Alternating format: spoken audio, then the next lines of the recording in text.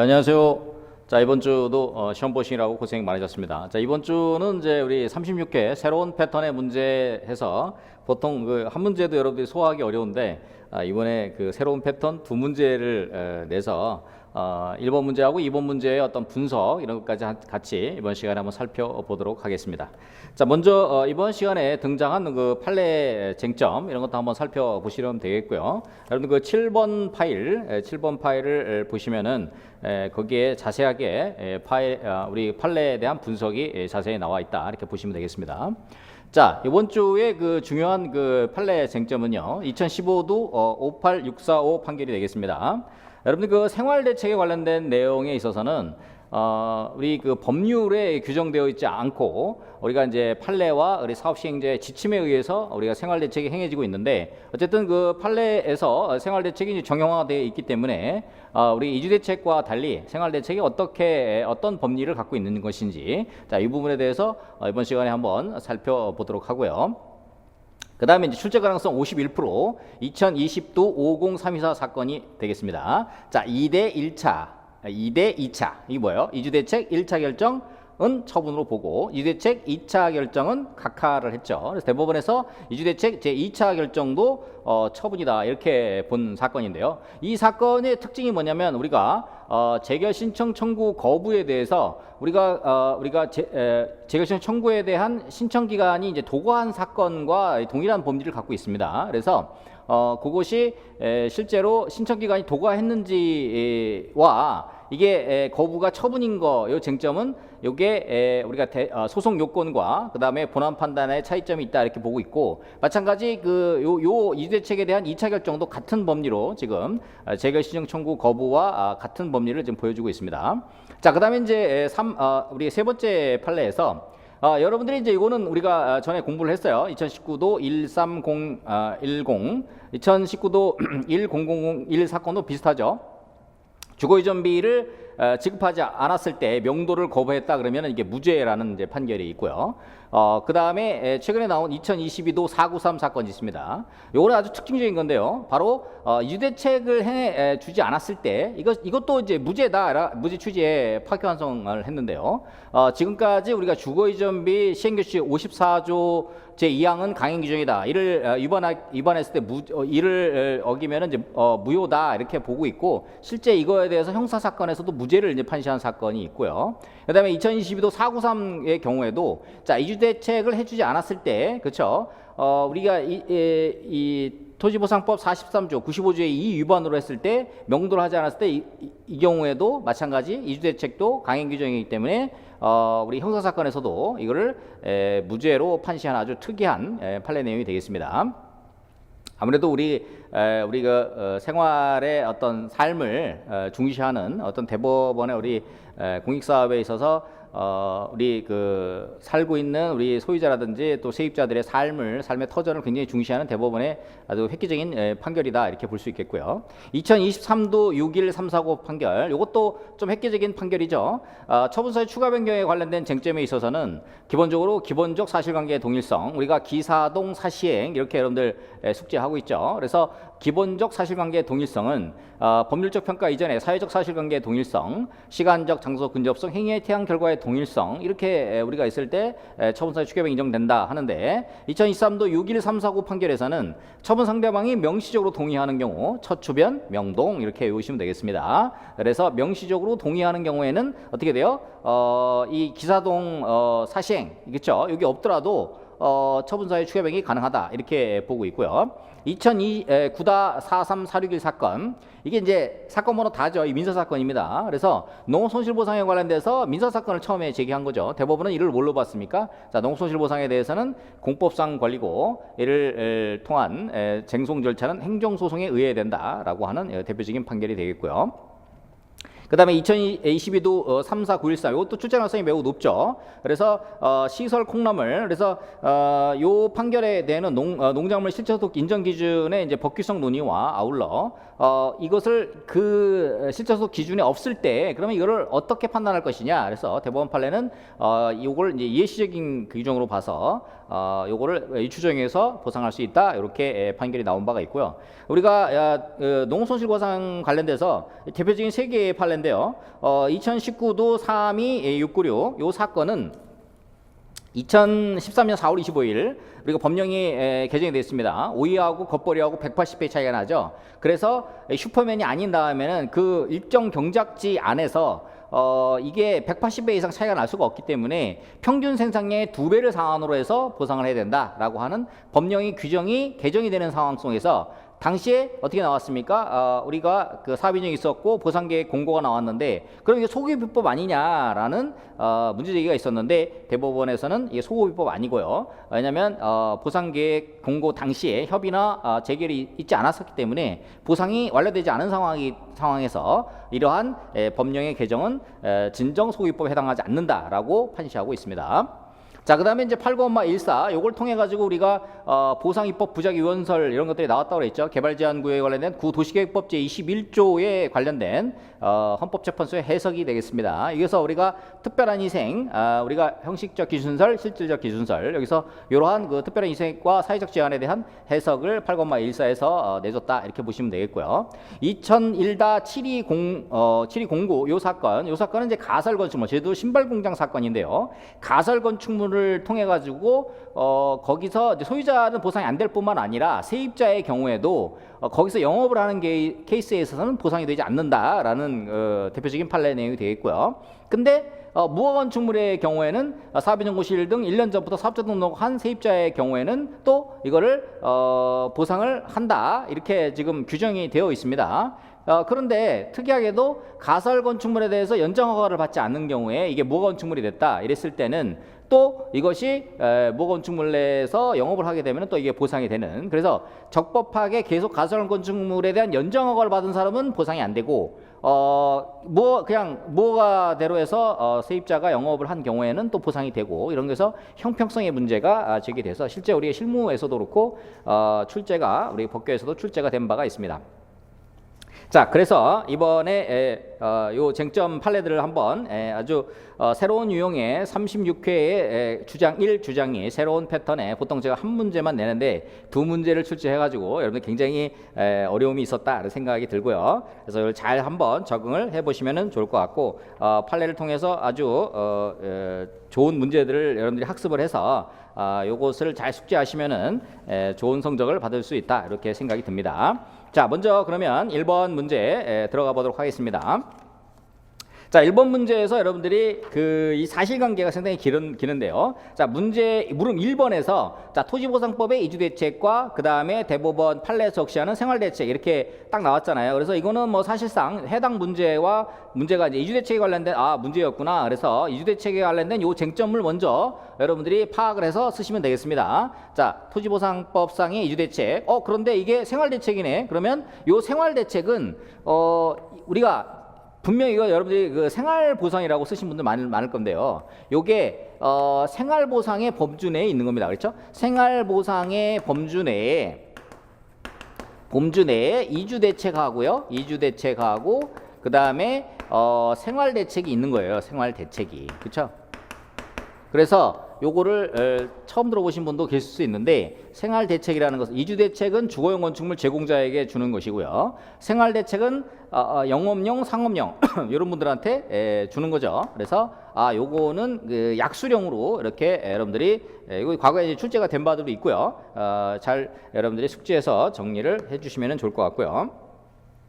그 다음에 이제 주장 1번하고 2번 여기서 문제를 여러분들이 분석하고 할 때 주장 1은 지금 1차 결정은 처분으로 봤는데 2차 결정 통보한 행위는 항고소송의 대상이 되지 않는다. 자, 그러면 요게 처분이 되지 않는다. 그렇죠? 그러면 처분의 개념이 행정소송법 제2조 1항 1호에 보면 처분 등이라 하면 행정청이 하는 구체적 사실에 관한 법 집행위로서 공권력의 행사하면 그 거부 이전에 행정심판의 제기를 말한다. 이렇게 보고 있잖아요. 그래서 2차 결정에 그러면 처분이 아니다. 그러면 2차 결정이 처분이 되게 한 그 포인트, 요 포인트를 여러분들이 적시를 해야 되겠죠.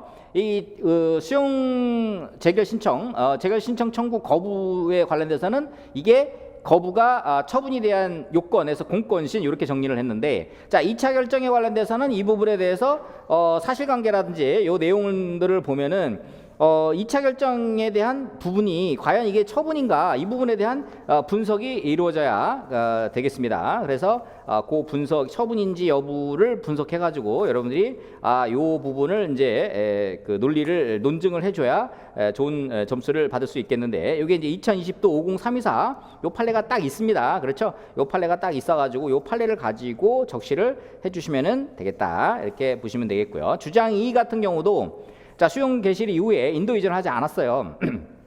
통상적으로 우리가 토지보상법 43조 우리 강행 규정으로 봅니다.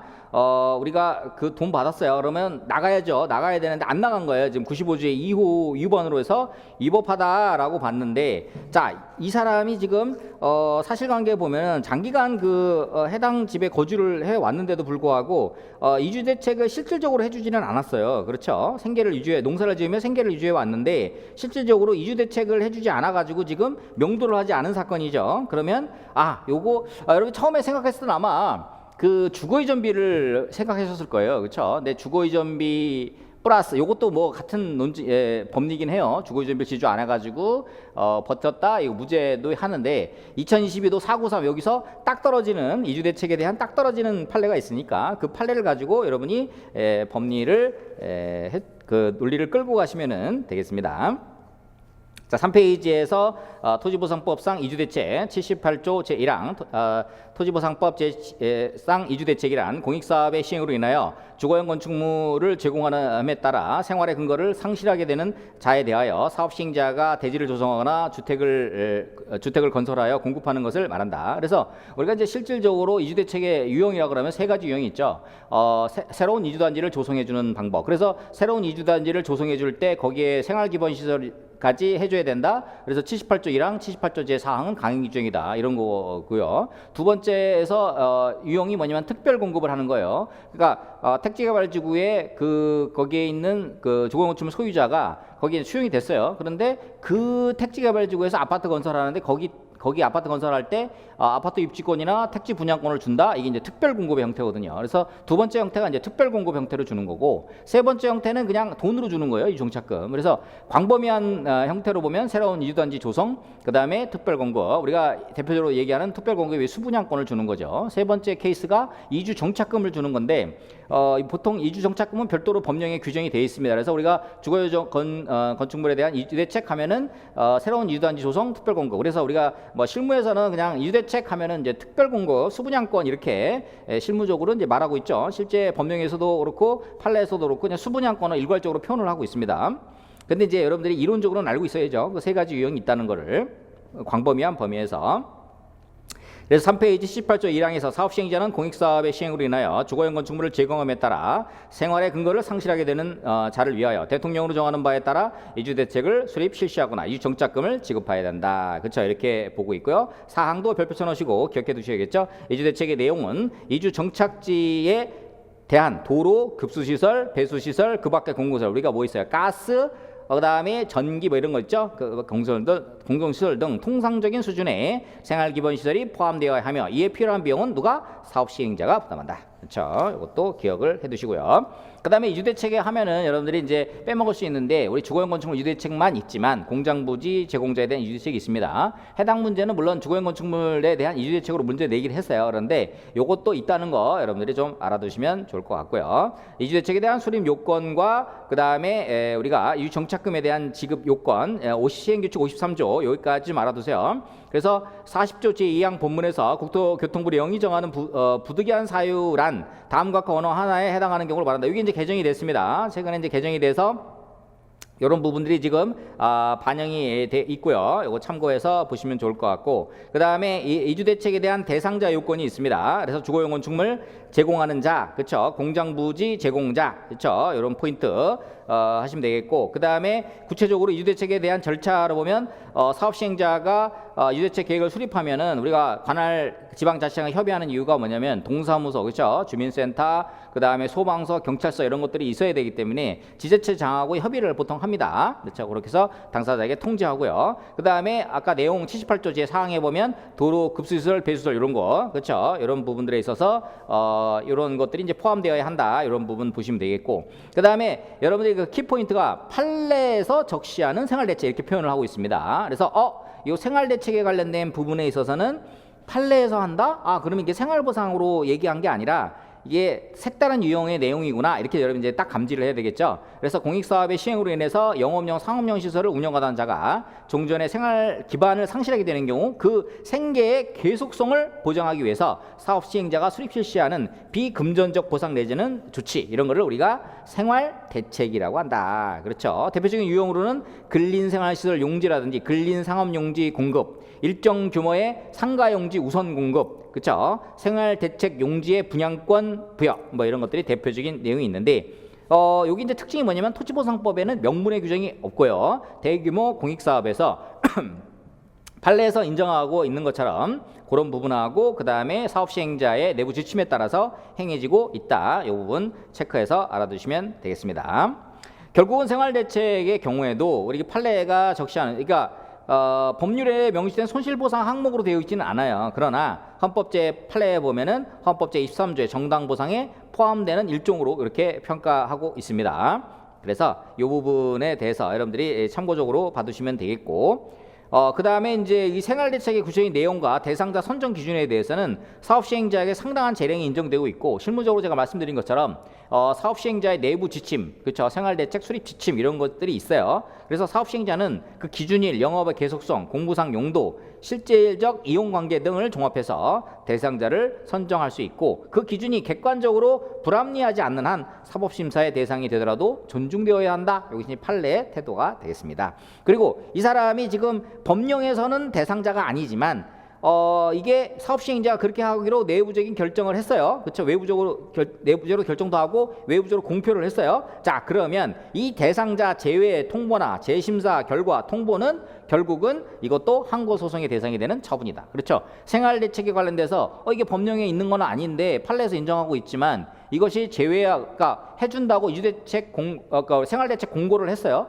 우리가 이주대책 공고할 때 생활대책 공고도 같이 하는데, 그 생활대책 공고를 했는데 그 공고에서 이 사람이 법령의 대상자가 아니지만 사업 시행자가 이렇게 해주로 공고를 했어요. 그래서 생활대책 대상자가 이걸 신청을 했어요. 근데 그거에 대해서 제외하거나 재심사 통보를 했다. 그건 뭐예요? 결국 거부를 한 거잖아요. 그렇죠? 그런 경우는 항고소송의 대상이 된다. 이렇게 보시면 되겠습니다.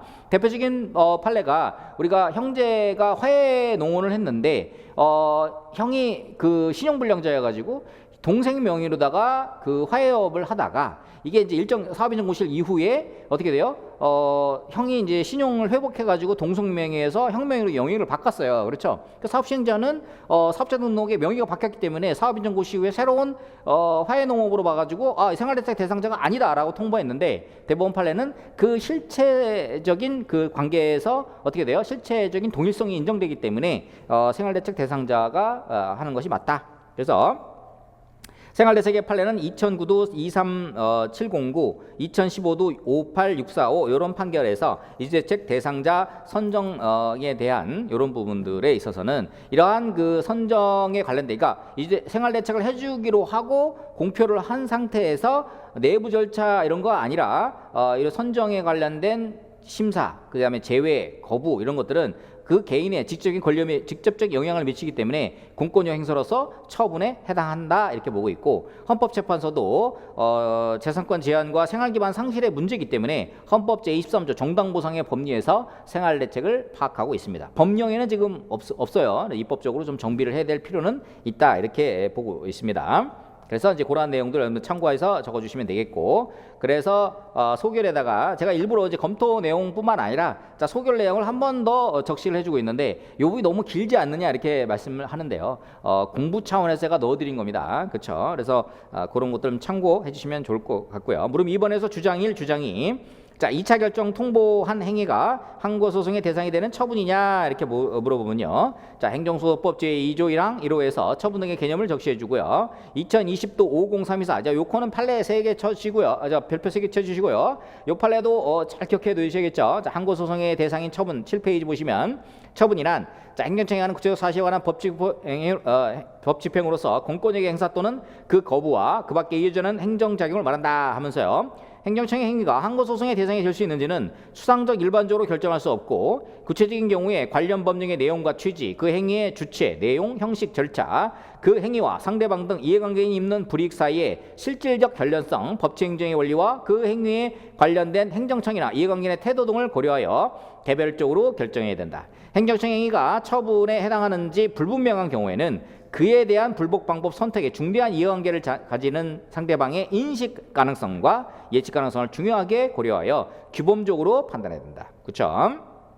그래서 수익자 행정 처분을 구하는 신청에 대한 거부 처분은 당사자 신청에 대하여 관할 행정 이를 거절하는 의사를 대외적으로 명백히 표시함으로써 성립된다. 거부 처분이 있은 후 당사자가 다시 신청을 한 경우에는 신청의 제목 여하에 불구하고 그 내용이 새로운 신청을 하는 취지라면 관할 행정청이 이를 다시 거절하는 것은 새로운 거부 처분이라고 보아야 한다. 관계법령이나 행정청이 사전에 공표한 처분 기준에 신청 기간을 제한하는 특별한 규정이 없는 이상 재신청을 불허할 법적 근거가 없으며 설령 신청 기간을 제한하는 특별한 규정이 있더라도 재신청이 신청 기간을 도과했는지는 본안에서 재신청에 대한 거부 처분이 적법한가를 판단한 단계에서 고려할 요소이지 소송 요건 심사 단계에서 고려할 요소가 아니다. 2020도 5034 이거 많이 보던 표현이죠. 어디요? 재결 신청 청구 거부에 대해서도 신청 기간이 도과해서 이게 적법한지 유법한지 여부에 대해서는 본안에서 판단할 요소이지 소송 요건 심사 단계에서 판단할 게 아니다. 그렇죠? 그래서 여기서도 마찬가지 신청 기간을 제한하는 특별한 규정이 없다. 재신청의 신청이 도과했는지는 본안에서 판단할 요소이지 내가 1차 결정했어요. 근데 이거 거부했어요. 2차 결정에 대해서 내가 다시 서류를 꾸면서 다시 신청을 했어요. 근데 다시 거부를 했어요. 그렇다고 하면 신청 기간이 다 도과했어요. 그러면 어떻게 돼요? 그 부분에 있어서는 본안에서 이 신청기간이 도과하고 너 이거 공표기준이 잘못된 거야. 이게 대한 판단은 본안에서 할 요소이지 이 사람이 다시 2차 신청을 해서 그에 대한 거부를 한 것은 그래서 뭐 이 사실관계 이제 내용을 들여다보면 뭐 불복 방법을 안내했거나 뭐 이런 내용이 있어요. 그래서 그런 관점에서 보면 당사자는 이게 처분이다. 그래서 그 구체적으로 불복 방법을 안내한 거 아닌 것이냐 이렇게 볼 수가 있는 거잖아요. 그렇죠? 그래서 이제 그렇게 여러분들이 판단을 하시면은 좋을 것 같습니다. 요 사실관계 한번 제 그 카페 강정원 블로그에 보면 자세히 그 판례가 있으니까 여러분들이 자세히 판례도 읽어보시면은 좋을 것 같습니다. 그래서 결국 행정청의 항고소의 대상이 될 수 있는지 결정하는 방법에 대해서는 상대방의 인식 가능성과 예측 가능성을 중요하게 고려하고 규범적으로 판단해야 된다. 왜? 그거에 대해서 그 불법 방법을 안내했으니까 당사자 입장에서는 이거 처분인가 보다. 그러니까 내가 불법을 행정청이나 사업시행자가 나한테 이 불법 방법을 안내한 거 아니야. 그럼 나는 그거에 대해서 예측 가능성이나 인식 가능성을 봤을 때는 당연히 이거 불복할 수 있는 거 처분 아니겠느냐 이렇게 인식을 한다는 거죠.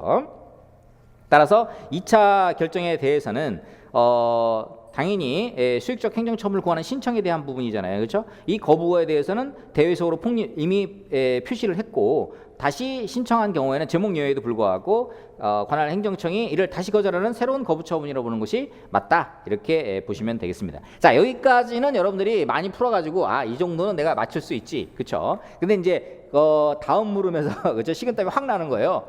자, 수용 개시를 위해 주택을 인도하지 아니하였을 때 어떻게 될 거냐? 그렇죠? 43조 토지 규정을 보면 8페이지 토지 소유자 및 관계인과 그 밖에 토지 소유자나 관계인에 포함되지 아니한 자로서 수용하거나 사용할 토지나 그 토지에 있는 물건에 관한 권리를 가진 자는 수용 또는 사용의 개시일까지 그 토지나 물건을 사업시행자가 인도하거나 이전해야 된다. 그렇죠? 안 해? 그러면 95조의 제2호에 있죠. 2호에 43조를 위반하여 토지 또는 물건을 인도하지 아니한 자는 어떻게 해요? 1년 이하의 징역 1천만 원의 벌금 이렇게 한다는 거예요. 그래서 이게 그 형사사건으로 두 가지, 그렇죠? 주거이전비 요건하고 그다음에 요건이 대법원까지 간 거죠. 형사사건으로. 그래서 자, 주거이전비 지급받았을 때 요 무죄, 아마 요거 법리만 그 이주대책 관련된 공부를 안 하신 분들은 요 법리까지는 쓰셨을 것 같아요. 그렇죠? 근데 내용은 거의 동일해요. 2009도 10001 판결도 똑같아요. 요거랑 똑같은 법리인데 주거이전비를 지급하지 않았다. 그래서 명도하지 않았다. 그렇죠?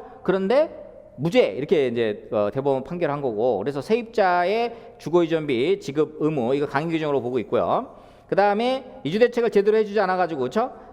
주거건축물 제공자 이주대책도 강행규정 78조 1항 제4항 강행규정으로 보고 있잖아요. 그렇죠? 그러니까 이 사건에서는 직접적으로 2022도 493 사건이 되겠습니다.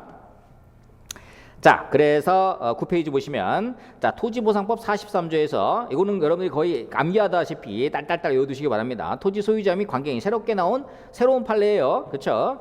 관계인과 수험가에서는 아마 제가 처음 낸 문제가 아닌가 싶어요. 토지 소유자 및 관계인과 그 밖에 토지 소유자나 관계인에 포함되지 아니한 자로서 수용하거나 사용할 토지나 그 토지에 있는 물건에 관한 권리를 가진 자는 수용 또는 사용의 개시일까지 그 토지나 물건을 사업 시행자에게 인도하거나 이전해야 한다라고 규정하고 있다. 95조의 제2호에서 이를 위반하여 토지 또는 물건을 인도하거나 이전하지 아니한 자를 처벌한다고 규정하고 있다. 토지보상법 95조의 제2호 43조가 토지 소유자 등으로 하여금 수용할 토지 또는 물건을 수용 개시일까지 사업 시행자에게 인도 이전하도록 하고 이를 위반한 토지 소유자 등을 처벌하도록 하는 것은 공익사업의 효율적인 수행을 위한 것이다. 그러나 토지보상법 95조의 제2호 43조 벌칙 조항으로 인하여 토지 소유자 등은 거주 이전의 자유, 직업의 자유, 재산권 등의 헌법상 기본권에 큰 제한을 받는다. 이처럼 충돌하는 법익들이 적절하게 조화되도록 하고 토지 소유자 등의 헌법상 기본권의 본질적 내용이 침해되지 않도록 할 필요가 있다. 따라서 토지 소유자 등이 수용 개시일 이후 토지 또는 물건을 인도 이전하지 않는 경우에도 토지 소유자 등이 공익사업 시행으로 인하여 상실하게 되는 권리의 내용, 특히 주거용 건축물을 제공함에 따라 생활의 근거를 상실하게 되는지 여부, 그 경우 토지보상법 78조에 따른 이주대책의 수립 실시가 이루어지거나 이주 정착금 등이 지급되었는지 여부, 토지 소유자 등이 인도 이전의 대상인 토지 또는 물건을 보유한 기간과 그 기간 동안 해당 토지 또는 물건에 관하여 형성하여 온 생활 환경, 그에 따른 이주의 용이성, 토지 또는 물건의 인도 이전 거절 행위가 공익사업 시행에 미친 영향 등을 종합하여 토지 소유자 등의 인도 이전 거절 행위가 법질서 전체의 정신이나 그 배후의 지배적인 사회윤리 또는 사회통념에 비추어 용인될 수 있는 행위로 볼 수 있는 때에는 형법 제20조의 정당에 해당하여 위법성이 조각된다. 그래서 무죄 취지의 파기환송을 했습니다. 자, 이거를 읽어보면 제가 봤을 때 제가 법학 박사 입장에서 보면 굉장히 그 법철학이 담겨져 있습니다. 인간의 어떤 기본권, 삶에 대한 기본권, 인간다운 생활을 위한 기본권, 뭐 이런 것들에 대한 어떤 그 법철학이 좀 담겨져 있는 굉장히 획기적인 판결이다 이렇게 볼 수가 있겠습니다.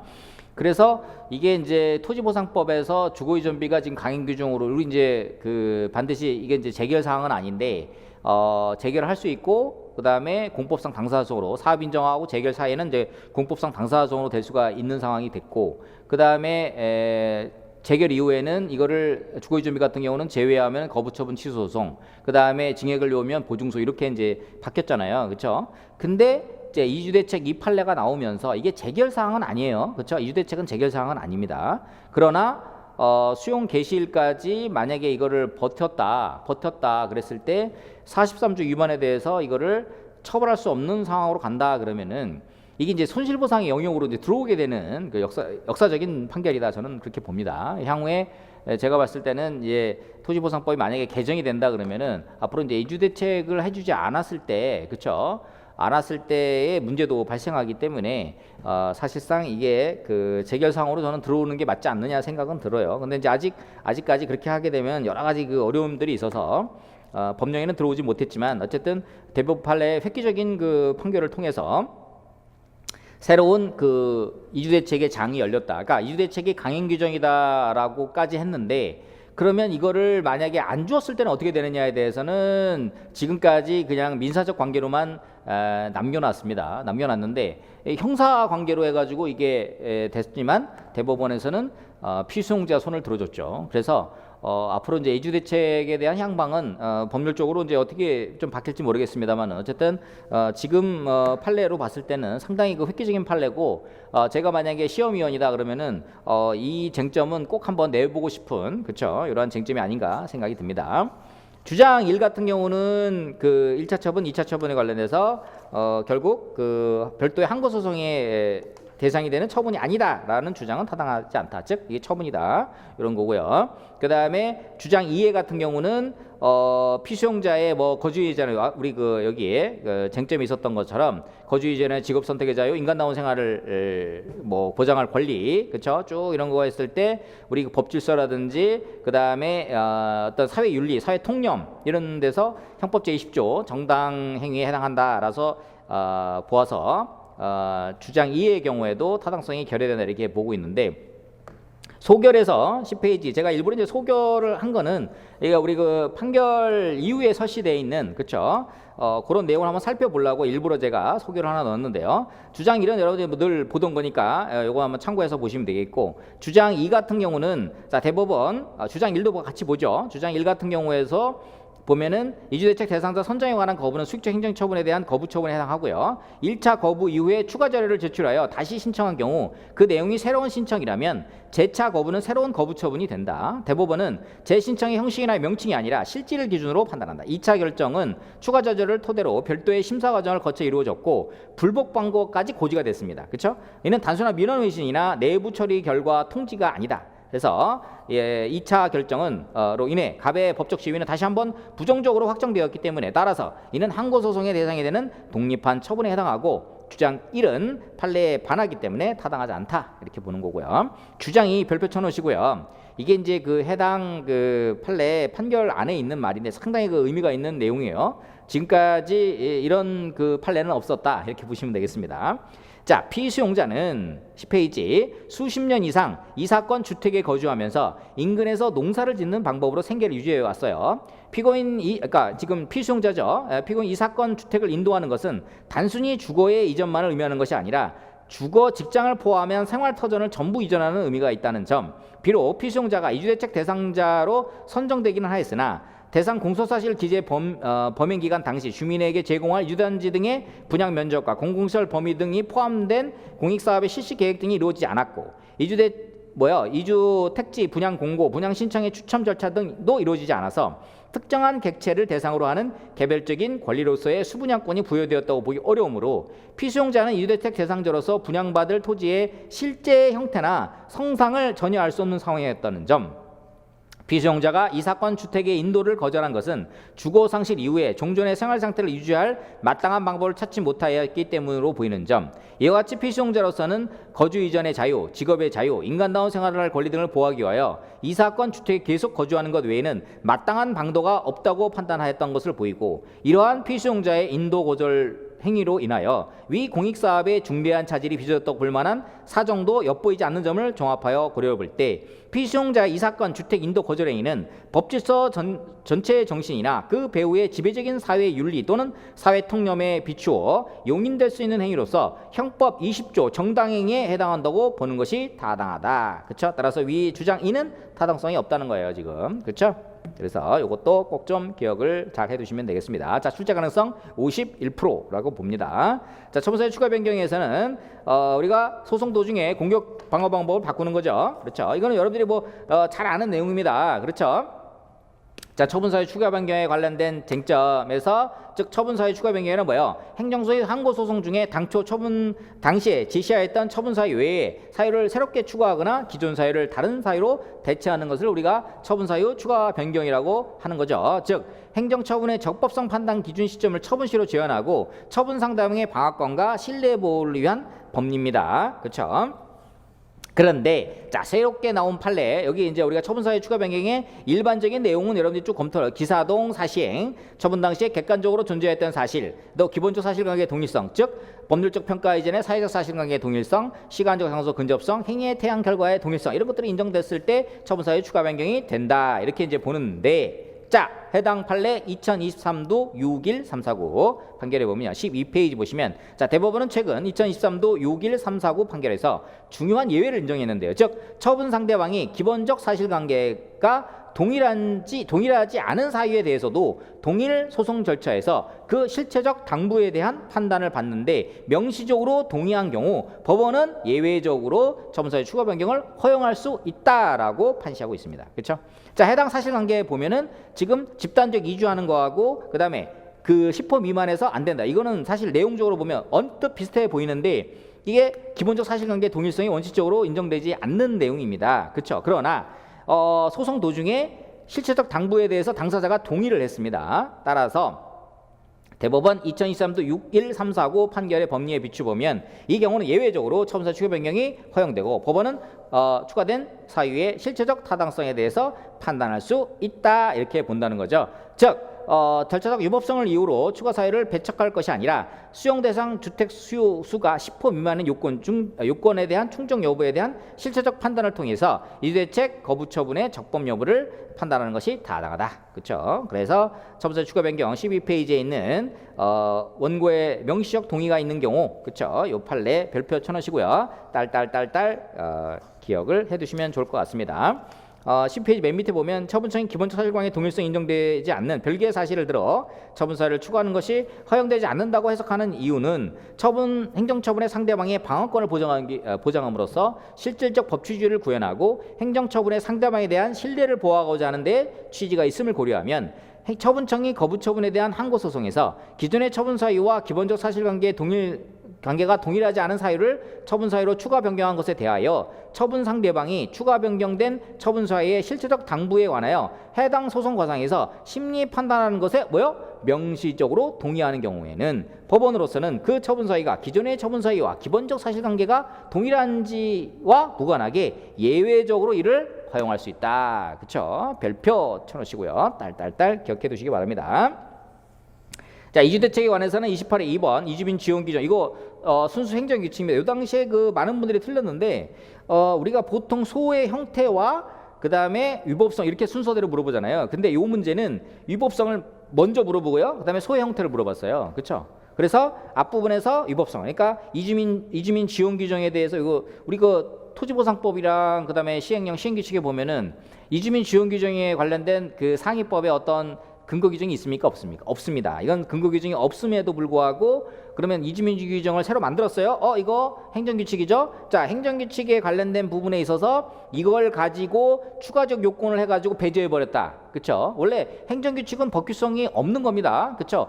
법규성이 없기 때문에 적용을 해도 그만, 안 적용해도 그만인데 그냥 그거 자체로는 그 대외적인 구성이 없어요. 근데 이걸 가지고 아예 그 사람의 재산권에 관련된 걸 배제해버렸어요. 그럼 그건 위법한 거죠. 그렇죠? 그런 이제 법리고요. 그 다음에 소지 분양 대상자, 그 다음에 일반 분양 대상자. 소지 분양 대상자로 선정을 하게 되면 이게 한 4평인가요? 6평인가 이렇게 해가지고 그 분양권 더 줘요. 그렇죠? 상가 분양권 더 줘요. 그러면은 소지 분양 대상자로 한 사람이 유리합니다. 그렇죠? 제가 85제곱미터 자진이주 85제곱미터 큰 거 주고 수용자일 것 같다 그러면 작은 거 주고 이주대책 할 때 이것도 마찬가지 항고소의 대상이다. 소지 분양 대상자, 일반 분양 대상자 이렇게 결정하는 것도 항고소의 대상이 된다. 2013도 10885 요 사건이죠. 그렇죠? 요 사건은 바로 이제 나온 거고요.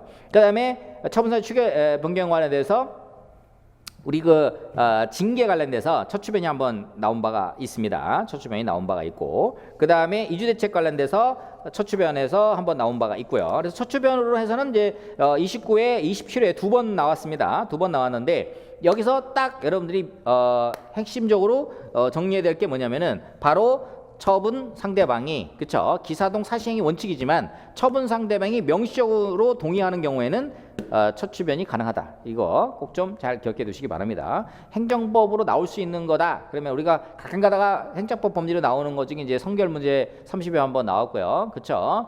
작년에 이제 우리 설립인가와 기본행위 하자와 설립인가 처분과 하나 나왔고, 그 다음에 이제 이런 것처럼 한 번씩 이런 게 이제 나오게 되면은 이런 것들도 잘 정리를 해 두시면은 좋을 것 같습니다. 자, 1번만 그 새로운 유형이냐 해서 2번도 새로운 유형이 됐습니다. 그렇죠? 굉장히 스트레스를 받았을 것 같은데, 그렇죠? 이게 이제 연습을 한다 생각하고요. 그렇죠? 많이 틀리셔도 상관없습니다. 그렇죠?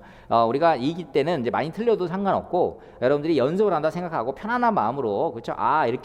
요렇게도 문제가 나올 수가 있겠구나. 그렇죠? 요게 이제 요즘 트렌드, 우리 법과대학이나 대학원이나 로스쿨 같은 데서 이렇게 나오는 요즘 트렌드입니다. 요게 이런 트렌드니까 이런 트렌드 한번 잘 적응을 한번 해보시면은 좋을 것 같다는 생각이 듭니다. 자, 물음 1번과 물음 2번은 이제 전형적인, 그렇죠? 우리가 전형적으로 농업손실보상에 관련된 법적 성질 이렇게 물어보고 그에 대한 재결 전취주의 이렇게 물어봤는데, 요거는 요런 물음 1에서 요런 패턴으로 이렇게 새롭게 요렇게도 물어볼 수 있겠구나. 그렇죠? 그 다음에 물음 2에서 주장 1과 주장 2, 그러니까 요게 이제 36회 1번 패턴이죠. 보통은 원칙은 뭐예요? 원칙은 농업손실보상 관련돼서, 그렇죠? 원칙은 영농보상, 우리가 농업손실보상과 그 2년치, 그 다음에 영업손실보상처럼 이렇게 그 지력을 이용하지 않는 거 합쳐가지고 그쵸? 영농보상 이게 법률에는 농업손실보상이 원칙으로 돼 있어요. 법명으로는. 근데 요게 시행규칙하고 그다음에 대법원 판례는 영농보상이라는 표현을 쓰고 있는데 영농보상이라는 게 바로 농업손실보상 2년치 플러스 4개월치 뭐예요? 이 휴업보상과 비슷하게 지력을 이용하지 않는 경우 이제 이렇게 해가지고 요즘 시행규칙하고 대법원에서는 주로 쓰고 있는데 원래는 이제 농업손실보상이 원칙이 2년이에요. 그렇죠? 그러면 지력을 이용하지 않으면 4개월 이게 맞느냐? 자, 이 부분에 대해서는 법령이 개정이 됐고 시행규칙 48조 토지보상법 시행규칙 48조에 법령이 개정되어 있는 상황이고 판례도 나온 바가 있습니다. 그래서 그 논고를 지시하면 되겠고요. 여기까지는 여러분들이 맞출 수 있는데 농작물 실제소득 인정 기준에서 이게 이제 법규성 논의를 먼저 해야 되느냐 이게 판례랑 관련된 규정과 판례를 가지고는 그쵸 그냥 요 규정에 대한 논의를 안 해도 정답은 맞출 수 있습니다. 논증은 할 수 있는데 어쨌든 간에 농작물 실제소득 인정 기준에 대한 법규성을 논의를 통해서 이게 법규성이 있기 때문에 이 법규성 있는 거 가지고 공평하게 작물의 그 성격에 따라서 보상을 이것 저렇게 해주고 이건 저렇게 해주고 그러면 이 형평성이 없잖아요. 그렇죠? 그래서 작물에 대한 보상, 농작물 실제소득 인정 기준에 대한 그 형평성 있는 보상을 해주려면 그 기준에 대한 법규성이 상위법령과 결합해서 대외적인 구성되어 있는 법보행으로서 법령 보충적 행정기준으로서 법규성이 인정되는 범주 내에서 논리를 이렇게 끌고 갔으면 좋겠다라고 하는 취지에서 저는 이제 이 농작물 실제소득 인정 기준에 대한 국토부 고시에 대해서 법보행에 대한 논리를 넣었습니다. 그렇죠? 근데 여러분들이 이제 실제 답안 쓸 때는 규정과 판례가 있기 때문에 그냥 그대로 쓰셔도 뭐 크게 어긋나진 않는다 생각은 드는데 이게 이제 법규 문제다 보니까 출제위원 입장에서 보면은 이게 숙명연대 우리가 법과대 교수님께서 이게 그 강평 쓰신 거 있어요. 판례 평석 쓰신 거 있는데 이 판례 평석에 쓰신 거 보면은 농작물 실제소득 인정 기준에 대한 법규성 논의가 있습니다.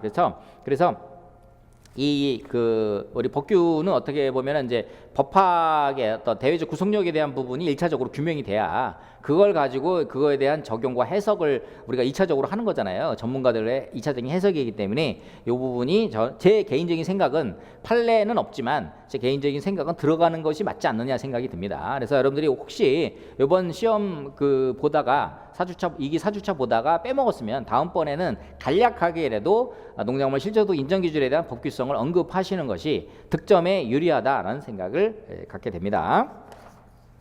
자, 그래서 16페이지 보면 농업손실보상 원래 정식 명칭은 농업손실보상입니다. 그래서 법령에 보면은 77조에서 제2항 농업의 손실에 대해서는 농지의 단위 면적당 소득 등을 고려하여 실제 경작자에게 보상해야 된다. 다만 농지 소유자가 해당 지역에 거주하는 농민일 경우에는 농지 소유자와 실제 경작자가 협의하는 바에 따라 보상해야 된다. 그래서 농업손실보상은 그렇죠.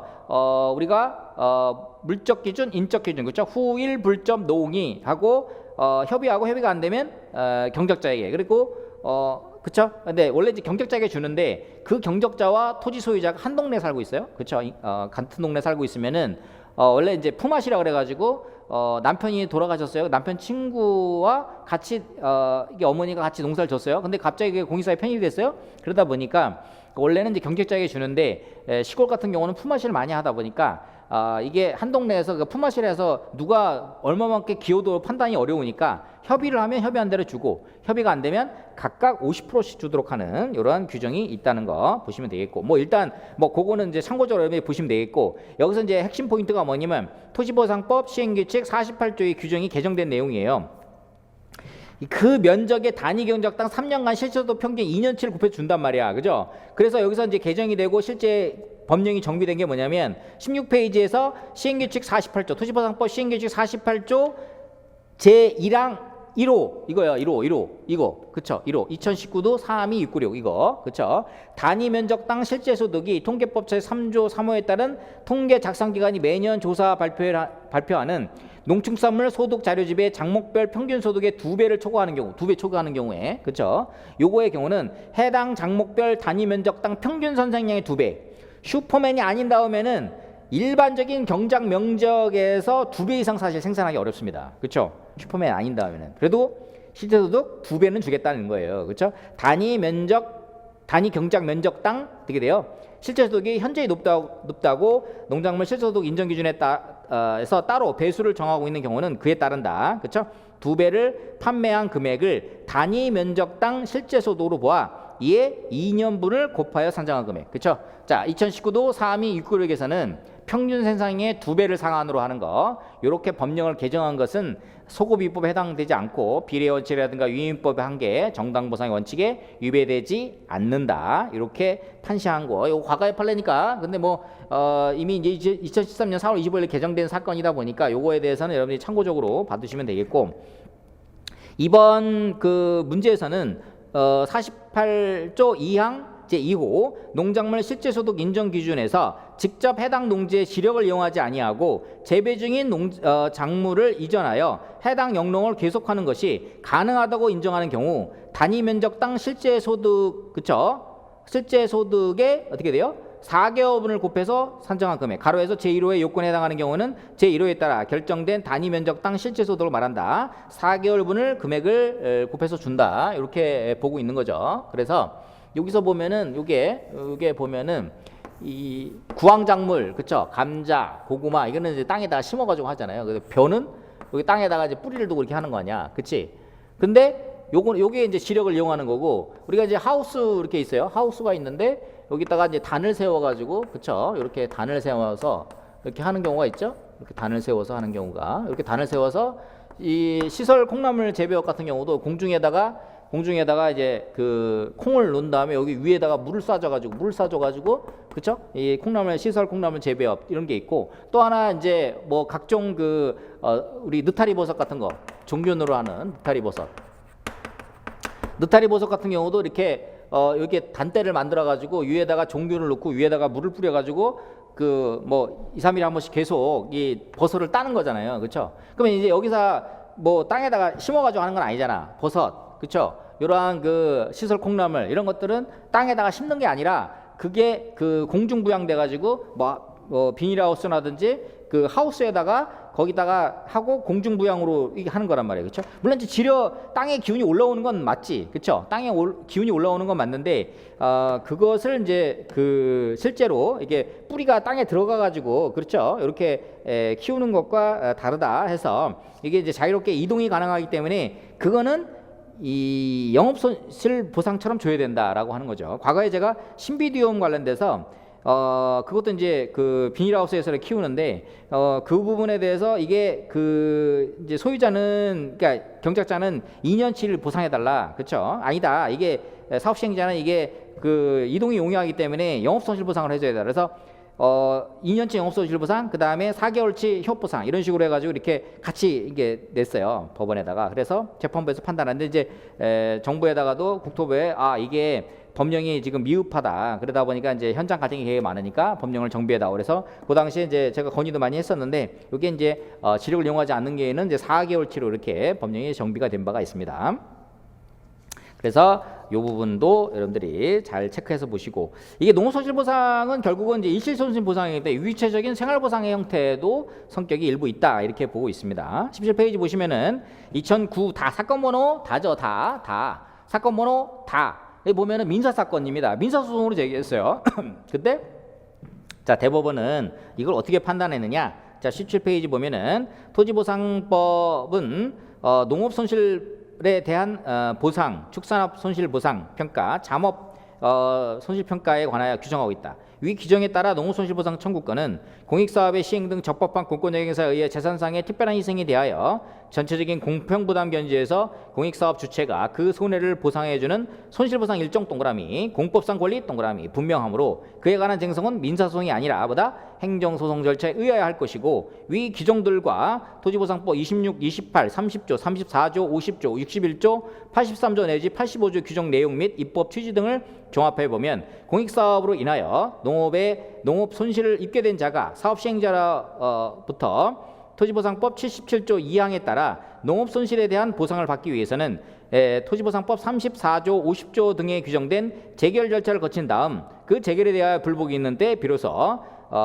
공익사업법 토지보상법 83조 내지 85조에 따라 권리구제를 받을 수 있다. 이렇게 여러분들 숙지해서 보시면 되겠습니다. 그래서 77조 제2항에 정한 농업손실보상 청구권의 쟁송은 뭐다? 행정소송 절차에 의해야 된다 이런 거고요. 자, 공권으로서 행정소송 절차에 의해야 된다 이런 거고, 공익사업을 인해서 농업을 잇게 된 자가 사업시행자에게 위 규정에 따른 보상을 받기 위해서는 다이렉트 민사소송을 제기하면 안 되고, 재결 절차, 관할 토지 승인에 재결 신청하고 재결 절차에 따라서 재결 이후에 이의 신청, 그다음에 행정소송 절차를 밟아야 된다. 즉 재결 전취주의가 타당하다. 이렇게 재결 전취주의 두 번 출제된 바가 있습니다. 그렇죠? 이렇게 잘 보시고요. 자, 요거는 뭐 기본 쟁점이니까 여러분 잘 맞추는 건데, 주장 1과 또 주장 2, 이것도 전형적인, 그렇죠? 설마 우리 그 일반적인 우리가 보상법 그 앞에 토지보상법 일반 법률수로 나올 줄 알았는데, 사업인정 수용제에 나올 줄 알았는데, 영업손실, 특히 이제 농업손실보상에서 이게 나올 줄은 여러분 몰랐을 거예요. 그렇죠? 주장 1, 주장 2. 여러분들 힘들었으면 죄송합니다. 근데 이런 것도 연습을 해봐야 돼요. 그렇죠? 작년에 1번 문제 아주 쉬운 사업인정에 대한 요건 판단하고 사업시행자가 기초자치장인 경우에 우리가 어떻게 돼요? 보존 곡물로서 이렇게 그 문화재 보호구로 지정된 케이스, 요거 땅을 수용할 수 있느냐 이런 문제잖아요. 굉장히 쉬운 문제인데 연습을 안 해보니까, 그쵸? 처음 나온 문제처럼 느껴져가지고 아주 쉬운 문제인데, 2011도 7007 모르는 풍납토성 판례 뭐 이거 모르는 그 수험생이 누가 있겠습니까? 다 알고 있는 내용이잖아요. 근데 왜 성적이 이렇게 천차만별로 해서 안 나왔느냐? 이유는 뭐냐? 연습을 안 해서 그런 거죠. 연습을 안 해서. 그래서 요것도 농업손실보상과 영업손실보상, 우리가 재산권 보상 중에서 굉장히 세부적인 거, 사실상 사도, 뭐 잔여지, 이게 굉장히 되게 전체 보상으로 보면 100분의 1, 1000분의 1도 안 돼요. 그렇죠? 근데 왜 이게 시험에 나오느냐? 시험은 뭐예요? 붙이려고 내는 게 아닙니다.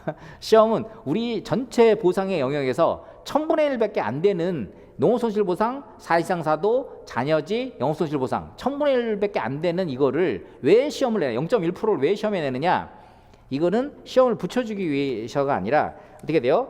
많은 경쟁자들 중에서 이거 모르겠지 해가지고 내가지고 떨어뜨리려고 내는 거잖아요. 그렇죠? 그러니까 문제 자체가 상당히 디테일하고 어렵게 느껴지는 거예요. 그렇죠? 그러니까 관련 판례를 잘 정리를 해 두시면 좋을 것 같다. 자, 18페이지 아까 우리가 시행규칙 48조 제2항 1호, 2호, 특히 2호 봤어요. 자, 그러면 실제소득 인정기준, 여기서 얘기하는 실제소득 인정기준은 법규성이 있느냐, 즉 법령 보충적 행정규칙의 성격이 있느냐에 대해서 확설 있죠. 행정규칙설, 법규명령설, 규지본기초행정규칙설, 위헌무효설, 법규명령으로 갖는 행정규칙설. 이거 말고도 뭐 여러 가지 있습니다. 대법원 판례는 상위 법령과 결합해서 대외적인 구성력이 있는 법령 보충적 행정규칙이다. 이렇게 판시를 하고 있습니다. 자, 그래서 2022도 34913, 이자 20페이지 보면은, 자, 관련 법리 판결로지 두 번째 이런 거 보시면, 관련 법리와 토지보상법 그 시행규칙 48조 2항 단서 2호의 신설 경과 등을 이게 새롭게 규정이 된 거잖아요. 신설 경과 등에 비춰보면 국토부 장관이 농림축산부 식품부 장관과의 협의를 거쳐 관보에 고시하는 농작물 실제소득 인정기준 제6조 3항 별지 2에 열거된 작물 및 재배 방식에 시설 콩나물 재배업이 포함되어 있지 않더라도 시설 콩나물 재배에 관하도 토지보상법 시행규칙 48조 2항 단서 2호를 적용할 수 있다 봄이 타당하다. 근데 이거에 대한 법규성 논의는 하지 않았어요. 왜? 대법원 판례는 이거를 법규성 논의를 가지고, 그렇죠? 이걸 가지고 논의를 하진 않잖아요. 그렇죠? 물론 이제 이 보증서를 제기하면서 구치소 기본 통지를 할 수는 있어요. 근데 여기서는 이 보증서를 제기하면서 예를 들자면 구치소 기본 통지에 관련된 쟁점을 넣지는 않았죠. 그렇죠? 그런데 우리가 해석의 관점에서 이거를 적용하고 하는 우리 그 감정평가사 관점이라면 법규성의 논의는 좀 들어가는 게 좋지 않느냐, 저는 이렇게 생각하고요. 가나다라바, 그렇죠? 20페이지 보면, 자, 가 보면은 관련 법령의 내용, 형식 및 취지 비춰보면 공공 필요에 의한 수용 등에 의한 손실 보상은 정당 보상해야 하고, 영농 손실에 대한 정당한 보상은 수용되는 농지의 특성과 영농 상황들 고려해 사정이 반영돼야 된다. 맞습니다. 나에 보면 농지의 지력을 이용한 재배가 아닌 용기의 식재하여, 자, 용기에 담아가지고 지금 하우스 이렇게 했어요. 용기에 식재하여 재배되는 콩나물과 같이 용기를 기후, 자연적 환경이나 교통 등 사회적 환경 등이 유사한 인근의 대체지로 옮겨 생육에 별다른 지장을 초래함 없이 계속 재배할 수 있는 경우는 유사한 조건의 인근 대체지를 마련할 수 없는 등으로 장래의 영농을 계속하지 못하게 되는 것과 같은 특단의 사정이 없는 이상 휴업보상에 준하는 보상이 필요한 범위를 넘는 특별한 희생이 생겼다고 할 수 없다. 그렇죠. 시설 콩나물 재배하는 콩나물과 실제소득 인정 기준의 제6호 3항 별지 2호에 규정되어 있는 작물인 버섯, 화해, 육묘 모두 직접 해당 농지의 지력을 이용하지 않고 공중부양으로 키우는 것들이지 재배하지 않고 재배하는 점에서 상호 간의 본질적인 차이가 없으며 특히 용기, 트레이 용기에 담아서 하는 거죠. 재배하는 어린묘와 그 재배 방식이 비슷하다. 여러분 그 어린묘 이렇게 할 때 그 트레이 그 용기에다 담아가지고 여기다 그 위에서 물 뿌려가지고 그 키우잖아요. 콩나물도 마찬가지. 콩나물 어렸을 때 여러분들 키워보면은 이렇게 이렇게 여기 구멍 뚫린 그 그릇에다가 담아가지고 이렇게 그쵸? 이렇게 해가지고 그릇에 이렇게 담아서 그쵸? 이렇게 여기다가 콩나물에다 물 막 주면은 여기다가 시루에다 담아가지고 구멍 뚫린 그렇죠? 시루에 담아가지고 하면 물이 쭉 이렇게 새요. 근데 여기서 물을 주면 콩나물이 쭉 자라는 거잖아요. 그 어렸을 때 제가 아론맥에 그 콩나물 시골에 먹을 게 없으니까 콩나물 키우던 이런 생각이 나는데 요게 이제 실제 이게 대규모로 시설 콩나물 재배업을 해서 요거는 이제 시골에서 한 가정이 먹는 거고 이게 이제 대규모로 이렇게 하우스 같은 거 해가지고 이거를 시설 콩나물 해가지고 이게 재배해서 이게 파는 사람들 입장에서 보면은 이게 트레이에 담겨가지고 이동이 용이하게 되는 거잖아요. 그렇죠? 그래서 시설 콩나물 재배 방식의 본질은 재배시설이 설치된 토지가 농지인지 여부 즉 농지의 특성에 있는 것이 아니라 고정식 온실 그렇죠? 하우스죠 등에서 용기에 재배하고 특별한 사정이 없는 한 그 재배시설 이전이 어렵지 않다는 점에 있다. 본질적으로 같은 재배 방식에 대하여 고정식 온실 등이 농지에 설치되어 있다는 사정만으로 2년간의 일시소득으로 인정하는 것은 정당보상 원칙에 부합하지 않는다. 이게 요런 그 시설 콩나물 재배업이 고정식 온실 즉 비닐하우스에서 이 비닐하우스가 다 농지에 대부분 다 행해지잖아요. 그러니까 농지에 비닐하우스가 있다 그래가지고 2년치 주는 건 맞지 않다는 거지. 왜냐면은 그거는 이제 그대로 옆에다가 다른 데다가 이게 수용이 돼요. 그러면은 그 하우스를 옆에다 짓고 거기에 있는 그 트레이 용기들을 다 이동을 해서 옆에다가 갖다 놓고 똑같이 그 물 뿌리는 그 비닐하우스 같은 시설을 갖추면은 똑같이 시설 콩나물 재배하는데 영향이 없단 말이에요. 그렇죠? 그래서 2년치 일시소득을 보상하는 것보다는 이게 지력을 이용하지 않는 경작이기 때문에 이거는 시설 콩나물 재배하는 거는 기본적으로 휴업보상처럼 4개월치를 주는 게 맞다는 거예요. 그렇죠? 그래서 토지보상법 시행규칙 20페이지 48조 2항 단서 2호가 적용되어 실제 소득의 4개월분에 해당하는 농업손실 보상을 하는 작물에 관하여 규정한 농작물 실제소득 인정기준 제6조 제3항 별지 2는 직접 해당 농지의 지력을 이용하지 아니하고 재배 중인 작물을 이전하여 해당 용농을 계속하는 것이 가능하다고 인정하는 경우를 예시하는 것으로 거기에 열거된 작목이 아니더라도 객관적이고 합리적으로 직접 해당 농지의 지력을 이용하지 아니하고 재배 중인 작물을 이전하여 해당 용농을 계속하는 것이 가능하다고 인정된다면 구 토지보상법 시행규칙 48조 제2항 단서 2호에 따라 4개월분의 영농손실보상을 인정할 수 있다고 보는 것이 영농손실보상제도의 취지에 부합된다. 그렇죠? 주장 1. 그래서 어떻게 해요? 주장 1. 이거는 4개월분 그거에 대해서는 정당한 보상이다. 그렇죠? 그래서 이러한 것이 위법하다고 주장하는 것은 타당하지 않다. 그렇죠? 그 다음에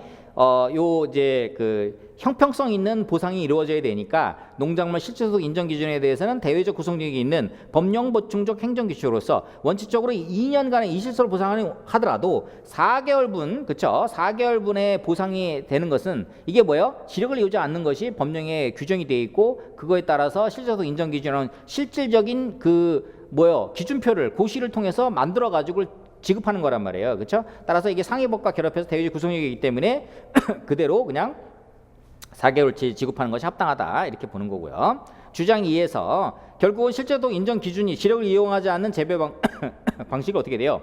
예시적으로 열거한 것이기 때문에 이게 법령 보충 행정 규칙으로 법규성 인정한 상태에서 고정식 온실에서 용기에 재배하고 그 재배 시설이 이전이 언제든지 가능한 형태란 말이에요. 그렇죠? 그래서 이러한 시설 콩나물 재배업 같은 경우도 마찬가지 용기를 이용해서 이전이 가능한 상황이기 때문에 시행규칙 48조 2항 단서 2호를 적용해서 하는 것이 맞다는 거예요. 그렇죠? 따라서 이 주장도 타당하지 않다 이렇게 보는 거죠. 이 논리 좀 잘 받으시면 좋을 것 같습니다. 자, 그 다음에 문제 3번. 우리가 이제 89엄마14 개발제한구역 지정 및 관리에 관한 법률, 요 법률에 대해서 그린벨트 지정하는 걸는 거죠. 지목이 지금 대로 돼 있는 상태, 나대지 상태입니다. A 토지, 나대지 잘 봐보세요. 이게 이제 분명히 여러분들이 A 토지, B 토지 모두 특별한 희생이 아니다. A 토지, B 토지 모두 특별한 희생이다. 그렇죠? 근데 이제 제 그 출제 의도는 A 토지는 특별한 희생, B 토지는 특별한 희생이 아니다. 이런 논리로 이제 문제 낸 거거든요. 그렇죠? 근데 여러분이 논증이나 논리가 맞으면은 A 토지, B 토지 모두 특별한 희생이다. A 토지, B 토지 모두 특별한 희생이 아니다. 이런 거에 논리만 맞으면은 다 맞게 채점을 하도록 하겠습니다. 어쨌든 제 출제 의도는 A 토지는 나대지. 이게 이제 89.114라든지 관련된 그 헌법재판소 결정문에 나와 있는 포인트예요. 그렇죠? 나대지인 경우에는 건축물 신축이 금지되어 있는 상황에 종래 이용대로 할 수 없게 되었다라는 거하고, 한편 을 같은 경우 B 토지 같은 경우는 지정 당시에는 농지로 이용되던 토지였으나 구역 지정에서 도시화로 인해서 뭐 오염수로 차단 등 사전 변경으로 인해서 종래 농지 사용이 좀 현재 곤란해졌다라는 정도란 말이에요. 그렇죠? 그래서 A 토지, B 토지화 상황에서 과연 이게 특별한 희생이 되느냐 이런 부분에 있어서는 우리가 이제 과거에 6회, 8회, 18회 요 세 번에 있어서 특별한 희생 보상 규정 결의에 관련돼서는 그냥 광범위한 형태의 내용으로 나왔어요. 근데 그러다가 18회 때에서는 좀 세부적으로 거기에 그 청정자연보호 지정이라고 하는 새로운 법리 넣어가지고 거기서 공장을 운영하고 운영 못하는 데 있어서 과연 이게 특별한 희생이 되느냐라는 논리로 물어봤거든요. 그렇죠? 그 당시에도 경계분리론을 많이 쓰셨는데 실제 요 그 예시답안, 그러니까 정답은 요게 경계분리론 관점이 아니고, 그러니까 그 경계이론 입각해서 우리 모든 교과서가 이제 경계이론 쪽에 있고, 그렇죠? 그래서 그러다 보니까 이제 경계이론 관점에서 여기서 학문적 논의를 하지 말고 사회적 제약과 특별한 희생에 대한 요 해당 사실관계 안에서 여러분들이 법률을 잘 논증을 해봐라 이런 취지로 출제를 한 거예요. 그렇죠? 그래서 너무 학문적으로 접근하지 말고 사실관계에 부합되게끔 이렇게 하시면 좋을 것 같고, 만약 헌법 제23조에서 침해가 있는 경우 법률에 따라 정당한 보상을 하도록 있는데 개별 법률에 구체적인 보상 규정이 없다 그러면 헌법 제23조 3항의 효력 논의 해가지고 우리가 많이 알고 있는 전통적인 학설 요 논의를 해주시면 좋을 것 같습니다.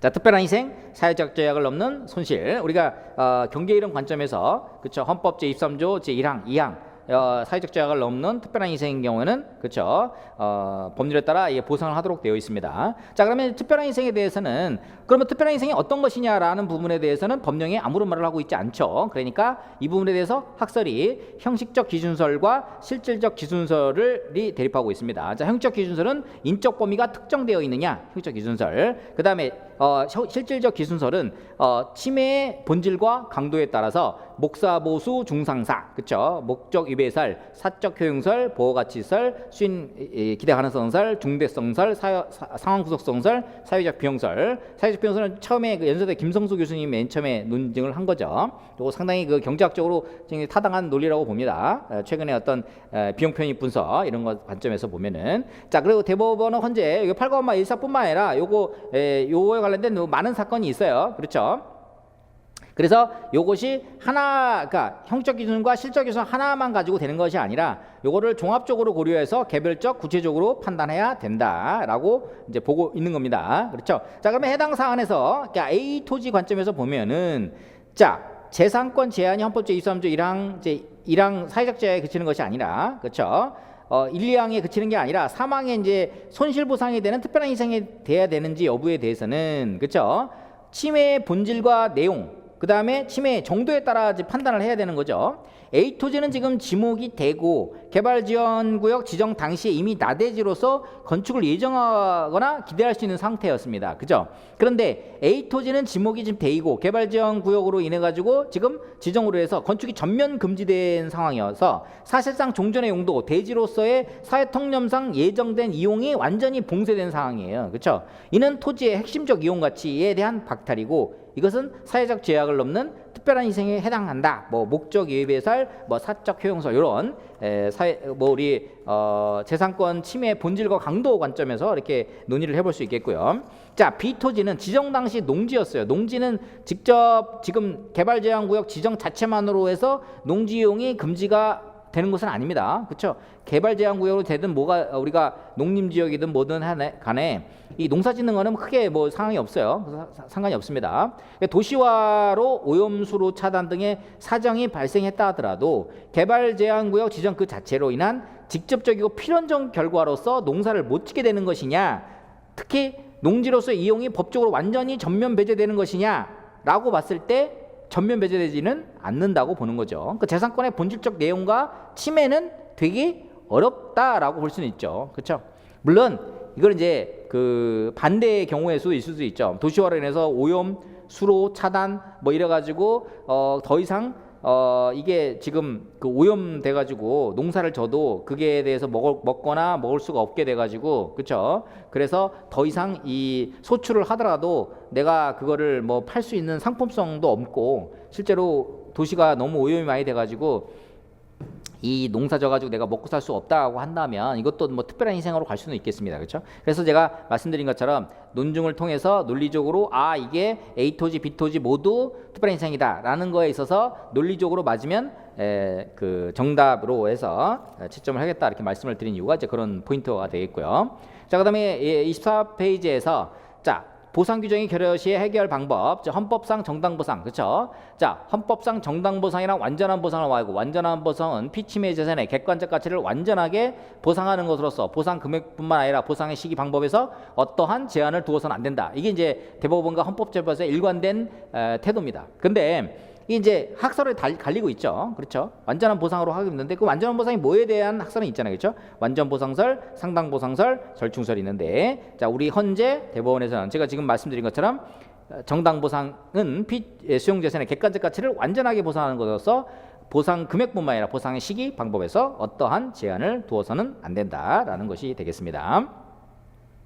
그래서 검토해서 결국 정당 보상이란 침해된 재산권의 객관적 가치뿐만 아니라 보상 시기 방법에서 어떠한 제한을 두지 말아야 된다. 그렇죠? 그리고 특히 이제 보상 규정 관련돼서는 결여 관련돼서는 우리가 헌법 제23조 3항에 대해서 규범적 효력을 부인한다. 방침이다. 이제 방침 규정설. 이거를 취하는 학자는 없습니다. 그다음에 헌법 23조 3항에 대해서 이 불가분 조항으로 봐서 이게 위헌무효다. 이렇게 해 가지고 국가배상으로 가야 된다. 위헌무효설.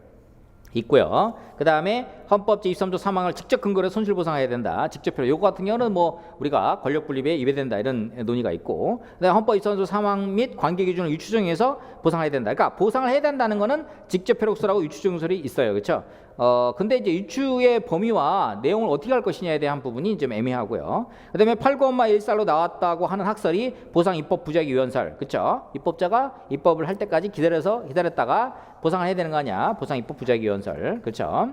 그래서 이와 관련돼서 25페이지 보시면은 8,14 요 관련돼서 그 도시계획법 제21조에 관련된 해석이 이제 여러 차례 관련된 내용이 좀 나온 바가 있습니다. 그래서 종전에 이제 위헌무효설을 취하던 그 헌재 입장도 있었고요. 그 다음에 이제 우리 주로 간접 손실 보상에서는 주로 관계 규정을 유추정형에 보상해야 된다. 유추정설 관점이고요. 지금까지 이제 유추정형을 쭉 왔고, 그 다음에 과거에 그 MBC 문화방송 주식을 강제 취득한 그렇죠 통폐 언론 통폐합 사건으로서 우리가 방송사 주식을 강압적으로 국가에게 증여한 사건에 대해서 고등법원에는 그거를 수용자 침해다라고 봤는데, 우리가 수용적 침해하고 수용적 침해가 뭐예요? 수용적 침해는 그러니까 우리가 손실보상과 국가배상의 사각지대인데, 수용적 침해는 우리가 지하철 예를 생각해 보시면 되겠어요. 우리 지하철 공사하다 보면은 지하철 그 구간은 다 보상을 해주잖아요. 근데 그 옆에서 김밥집 하거나 옷가게 하는 경우에 지하철 공사로 인해서 먼지가 날려가지고 김밥집하고 옷가게는 먼지 달리면 완전히 그 폭망하는 거잖아요. 그렇죠? 그래서 비의도적인 침해를 한 거야. 그렇죠? 비의도적 침해 이런 경우도 보상을 해야 되느냐? 아직까지 우리나라는 이제 거기까지는 정비가 돼 있지 않아요. 손실보상 체계가. 그 다음에 수용자 침해는 뭐예요? 우리가 그 침해 규정은 있는데 보상 규정이 없었어요. 그렇죠? 없다 보니까 침해 규정이 있고 보상 규정이 없다 보니까 이 결과적 위법이 된 거죠. 그래서 1980년 6월 말기 비상계엄 당시에 침해 규정은 있었는데 MBC 문화방송 주식을 강압적으로 국가가 취득하는 이 상황에서 그 침해 규정이 있었지만 보상 규정이 없었다. 그래서 고등법에서는 이거를 수용적 침해다. 독일에서 넘어온 법리로서 수용적 침해, 수용적 침해에서 수용적 침해로 봤지만 대법원에서는 아직까지 우리나라가 독일에서 논의되고 있는 수용적 침해하고 수용적 침해에 대해서는 이 법리가 아직까지 그 발전되어 있지 않다. 그래서 대법원에서는 수용적 침해를 인정하고 있지는 않았습니다. 그렇죠? 수용적 침해하고 수용적 침해는 시험에 우리 그 보상법 시험에는 잘 안 나오는 내용입니다. 그렇죠? 이것도 학문적으로 공부하시면은 안 되겠고 그냥 그 개념적으로 그러니까 손실보상과 손해배상 사이에 국가배상 사이에 이게 사각지대에 있는 거다라고만 여러분들이 알아두시면 되겠습니다. 아직까지 수용적 침해하고 수용적 침해는 아직까지 우리 그 현행 손실보상법제에서는 정비가 되어 있지는 않고 다만 우리가 여기 이제 손실보상에 특별한 희생이 됐어요. 특별한 희생이 됐고 그 다음에 이제 보상을 해줘야 되잖아요. 그렇죠? 그러면 이제 법리를 쭉 끌고 가려고 그러면은 어떻게 돼요? 직접 효력설 하나 물론 비판이 있죠. 직접 효력설 학을 적용하게 되면 권력분립에 위배되는 거 아니냐, 그렇죠? 직접 효력설. 그래서 우리가 그 실질적 법치주의 국가에서 국회에서 만든 법률에 따라서 보상을 해줘야지 법률이 없어요. 헌법에서는 정당한 법률에 따라 정당한 보상을 하는데 개별 법률에서 직접적인 그 법률 규정이 없는 상황에서 그냥 헌법을 적용해 가지고 재판부에서 헌법을 적용하게 되면 재판부에서 어떻게 돼요? 입법부의 영역까지 들어와 가지고 그 보상을 해줘 버리면 어떻게 돼요? 그건 이제 권력분립의 몽테스키의 법의 정신, 그렇죠? 견제와 균형이라고 하는 사법부, 입법부, 행정부가 있는데, 그렇죠? 견제와 균형이라는 거에서 그 견제와 균형이 깨지는 거잖아요, 그렇죠? 그래서 사법부에서 바로 헌법을 적용해서 직접 적용하는 것은 그렇죠? 권력분립에 위배된다라고 보는 거잖아요, 그렇죠? 그래서 그게 직접 효력설의 이제 그 비판적인 견해가 되겠습니다. 그런데 손실보상 받는 입장에서 보면은 이게 권력분립에 위배되지만 실질적으로 사법부에서 실질적 법치주의를 구현하기 위해서 헌법을 적용해가지고 보상을 해준다. 그러면은 당사자 입장에서는 굉장히 이게 어떤 실질적 법치주의가 구현되는 거 아니냐, 그렇죠? 입법자가 입법을 하지 않아가지고 내가 보상을 못 받으니까 억울하잖아요, 그렇죠? 이제 그런 부분들이 이제 법리적으로 이렇게 여러분들이 논증을 하시면은 되겠고요. 그다음에 이제 유추적용설 아주 좋습니다, 그렇죠? 그러니까 보상을 해줘야 된다는 관점에서 직접 효력설하고 유추적용설 좋은데, 자 유추적용을 해요. 그러면 이제 이게 보상 상황이라는 게 개별적으로 많은 특성이 있단 말이에요. 그렇죠? A 보상 형태가 있고 B 보상 형태가 있고 여러 보상 형태가 있는데 그걸 가지고 관계 규정을 유추 적용해서 보상을 한다. 그렇죠? 그러면 이제 이게 그 법률을 정하기 위해서는 사실적 상황이라든지 당사자라든지 그런 특수한 상황들, 개별적 구체적 상황들이 다 달라요. 다 다른데 A 상황과 그다음에 법률에서 정하고 있는 B 상황에 대한 그 규정을 가지고 A 상황을 B 상황을 적용해 가지고 이걸 보상을 한다. 이거 보면은 어떻게 돼요? 그러면은 너무 그 지나치게 법을 확대 해석해가지고 그쵸 보상이 남발되거나 국가 예산이 또 낭비되는 이런 문제점이 발생하잖아요, 그렇죠? 그러니까 그런 그 법익에 대한 충돌이 계속 생기는 거예요, 그렇죠? 그런 법익에 대한 충돌, 그래서 결국은 이것을 어떻게 돼요? 입법적으로 해결해야 된다, 그렇죠? 18회 저를 78점, 그렇죠? 깨지지 않는 신화로 만들어준 요 문제가 바로 헌법 제23조 3항에 대한 효력 논의에 관련된 요 문제였습니다, 그렇죠? 요게 이제 8,214가 요게 그 7가지 쟁점이 있어요. 7가지 쟁점인데 마지막 줄에 뭐가 있냐면 기타 손실을 완화할 수 있는 제도라는 딱 문장이 있는데 그 문장이 18회 시험에서 문장으로 딱 들어와 있었어요. 그렇죠? 그러니까 여러분들이 제가 판례를 다 외우시라고 하는 게 그 판례 전문을 다 외우고 있으면은 그 문장에서 딱 뽑아가지고 문제를 딱 만들면 이 문제는 어떤 판례를 가지고 문제를 냈는지, 그죠? 냈는지 딱 알 수 있는 거거든요. 그렇죠? 그러면 문제를 쉽게 파악하게 되고 또 자신감이 있게 되고 안정성이 딱 생기잖아요. 그렇죠? 그런 식 관점에서 판례를 많이 여러분들이 숙지를 해 두시면 좋을 것 같다. 그래서 모든 판례를 다 보려는 게 아니에요. 제가 중요하다고 하는 거 특강으로도 했고 그다음에 이 수업 시간에도 많이 말씀을 드리잖아요. 그래서 그 중요한 판례 위주로 보시면 되겠고 26페이지에서 보상 규정이 없는 경우에 헌법적 해결 방법 요거는 여러분들이 한번 읽어보시면 되겠다. 결국은 이러한 입법 부작에 대해서 그렇죠? 빨리 보상 입법을 촉구하는 방식으로 유연성을 빨리 제거해야 된다. 뭐 이런 내용이 되겠고요. 자, 27페이지 4번. 자, 가설 건축물은 여러분들이 이제 그 실무에서도 그렇고 우리 보상 복귀에서도 상당히 보면 이게 계륵 같은 부분이죠. 계륵. 자, 가설 건축물 입장에서 보면 보상 딱 보면 여러분들이 가설 건축물 이거 철거를 전제로 한 거지 보상 안 내는 거지 당사자 이미 알고 있었던 거지 뭐 이거 보상하지 않는다라고 이제 생각할 수 있는데, 문제는 뭐냐면 이 가설 건축물이 이게 계속 한 번만, 그러니까 예를 들면 3년 동안만 사용한다 그러면은 이 가설 건축물이 그냥 그 사이에서 썼다가 이제 철거해 버리면 되는데, 이게 3년 제가 보니까 실제 실무를 할 때 보면 9년 정도 가설 건축물 사용한 적이 있어요. 자, 이런 경우는 3년 연장허가 계속 받고 뭐 이렇게 한 사람은 가설 건축물이니까 보상이 못 되고, 3년 하다가 중간에 그냥 그 가설 건축물 연장 허가를 안 해버린 거야. 뭐 무허 건축물 돼버리잖아, 그렇지? 그러니까 무허 건축물 된 사람은 사업인정 고시일 전부터 어떻게 돼요? 영업을 한 사람은 또 보상이 되고, 그런 점에서 보면 이 형평성에 굉장히 문제가 많다, 실무적으로. 그래서 그런 제가 관할 토지 중에서 이 부분에 대해서 가설 건축물인데 연장 허가를 안 해가지고 무허 건축물 돼서 실제 보상이 되는 사람은 또 보상이 되고, 가설 건축물로 계속 연장 허가를 받은 사람은 가설 건축물이 그 내용이 계속 유지되기 때문에 보상이 안 되고, 그래서 이 형평성 문제가 있기 때문에 이 부분에 대해서 여러분들이 문제의식을 갖고, 여기 이제 실무적으로 그런 문제, 형평성의 문제가 있고 법률적으로 하면 어떻게 규율되고 있느냐에 대해서, 자, 토지보상법 시행규칙 77조 1항 시행규칙 제45조를 논거로 했어요. 사업인정 고시일 등 전부터 적법한 장소에서 인적 물적 시설을 갖추고, 사람도 있어야 되고 물건도 있어야 되고요, 그렇죠? 그래서 여러분들 그 안 되는 거 뭐 있어요? 그 창고, 우리가 물류창고 있는데 거기에 사람에서 이 물류창고에서 불출을 하고 있는 사람이 있으면 그 사람이 계속 불출하면서 체크하고 팔고 그러면 이거는 영업보상의 대상이 있는데, 창고만 있어요. 창고만 있고 거기서 그 불출하는 사람도 없고, 그쵸, 그냥 창고로만 이용됐다 그러면 그거는 영업보상으로, 그 창고가 영업보상으로 되기는 어려움이 있죠. 그 다음에 비영리법인, 사단법인이나 학교, 유치원 이런 것들이 그 한계가 있는 부분이 있습니다.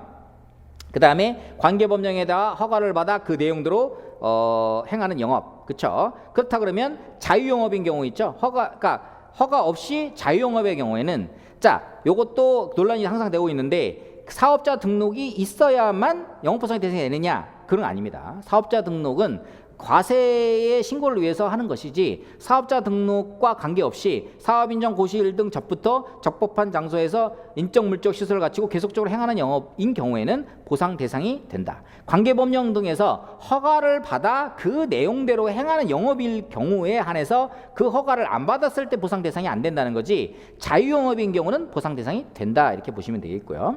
사업인정 고시일 등 1년 이전에 사업주 등록을 한 무허 건축물 세입자, 그렇죠? 세입자는 특별하게 보호하기 위해서 사업인정 고시일 등 1년 전부터, 그렇죠, 이런 세입자의 경우에는 영업보상이 된다. 1천만 원 한도에서 보상할 수 있다는 그 규정이 따로 마련되어 있습니다. 자, 29페이지 보시면은 시행규칙 45조. 요거는 여러분 눈 감고도 달달달 할 정도로 잘 숙지해 두셔야겠죠. 사업인정 고시일 등 전부터 적법한 장소에서 인적 물적 시설을 갖추고 계속적으로 행하는 영업이고, 다만 무허 건축물 등에서 임차인이 영업하는 경우에는 그 임차인이 사업인정 고시일 등 1년 이전부터 부가세법 제8조에 따른 사업자 등록을 하고 행하고 있는 영업을 말한다. 그렇죠?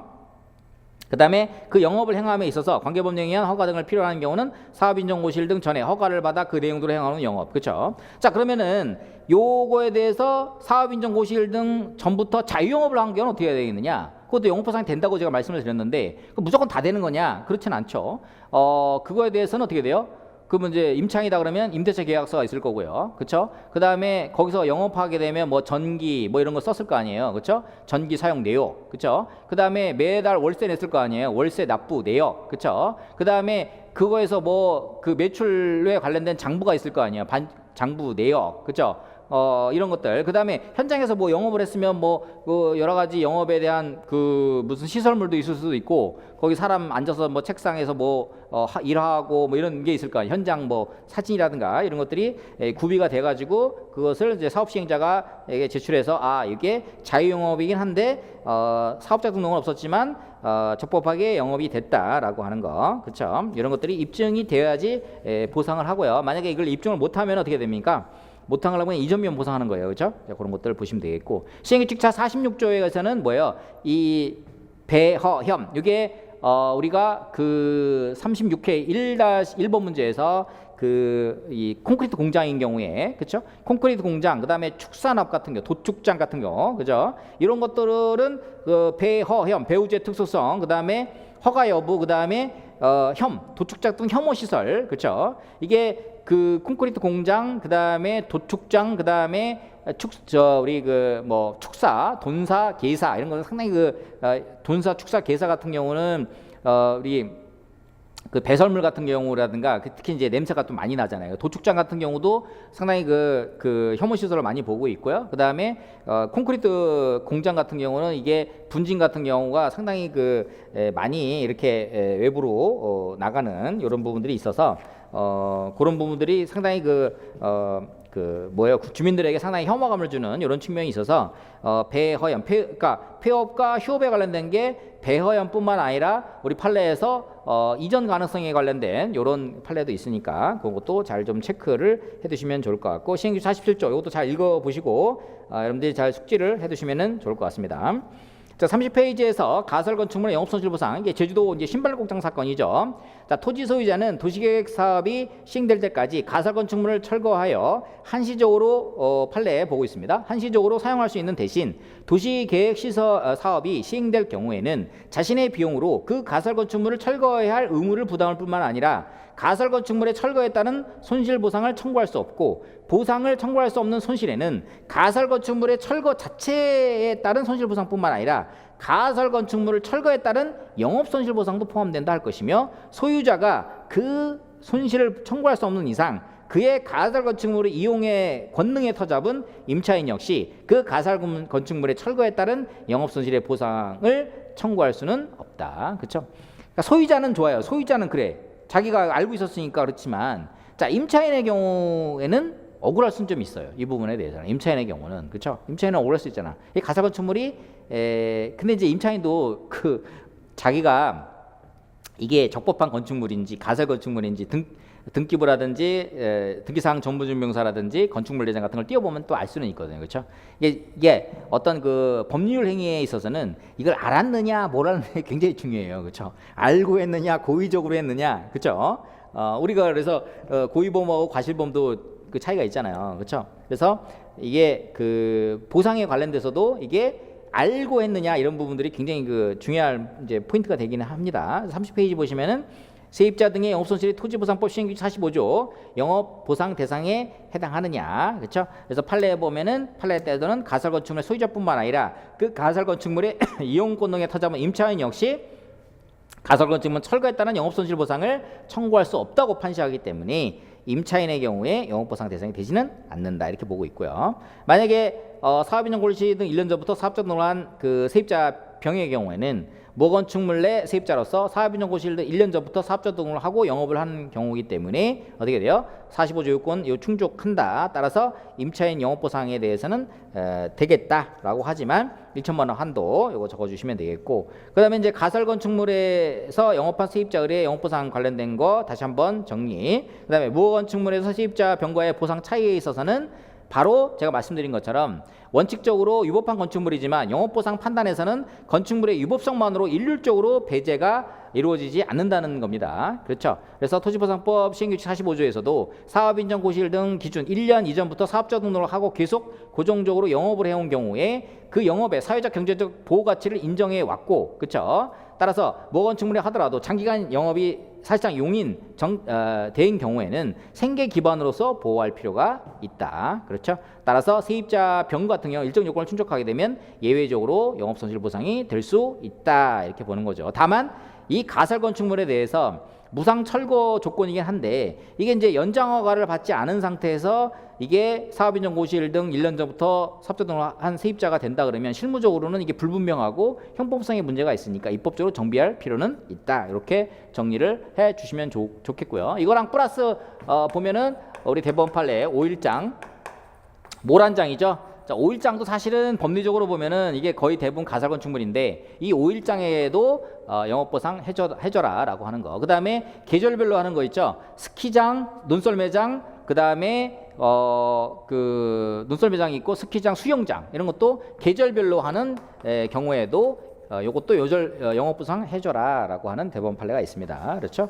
여기까지 여러분들 잘 정리하시고요. 그 다음에 오늘 별도로 제가 4단계 7번 쟁점에서 다시 한번 요거는 좀 다시 한번 여러분들이 한번 체크해 보시라고 판례 여기 쭉 한번 정리해 드렸으니까 한번 중요한 쟁점만 제가 한번 말씀드리고 마치도록 하겠습니다.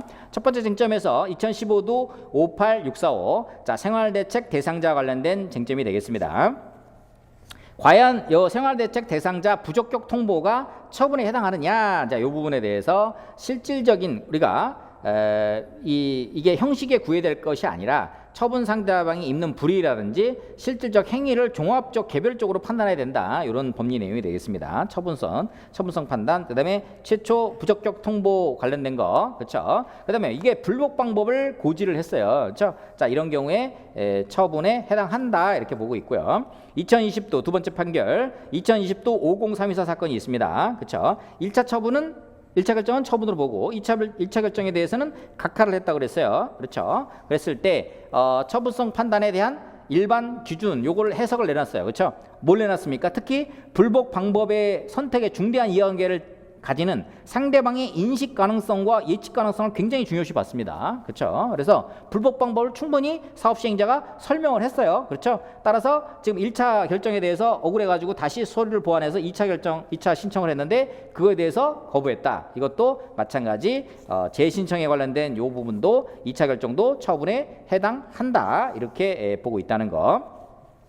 2차 결정에 대해서도 90일 내에 행정심판, 행정소송을 제기할 수 있다는 불복 방법을 명시적으로 알려줬습니다. 그럼에도 불구하고 야 이거 2차 결정은 처분 아니야 이렇게 하는 것도 사실은 어폐가 있는 거죠. 논리적으로. 그렇죠? 이것도 잘 체크해 보시고요. 자, 세 번째 판례 2019도 13010 그래서 주거이전비 미지급 상태에서 인도 거절했다 무죄 사건이 있죠. 요거 말고도 2019도 10001 사건이 있습니다. 그래서 이건 이제 주거이전비 관련된 쟁점이에요. 그렇죠?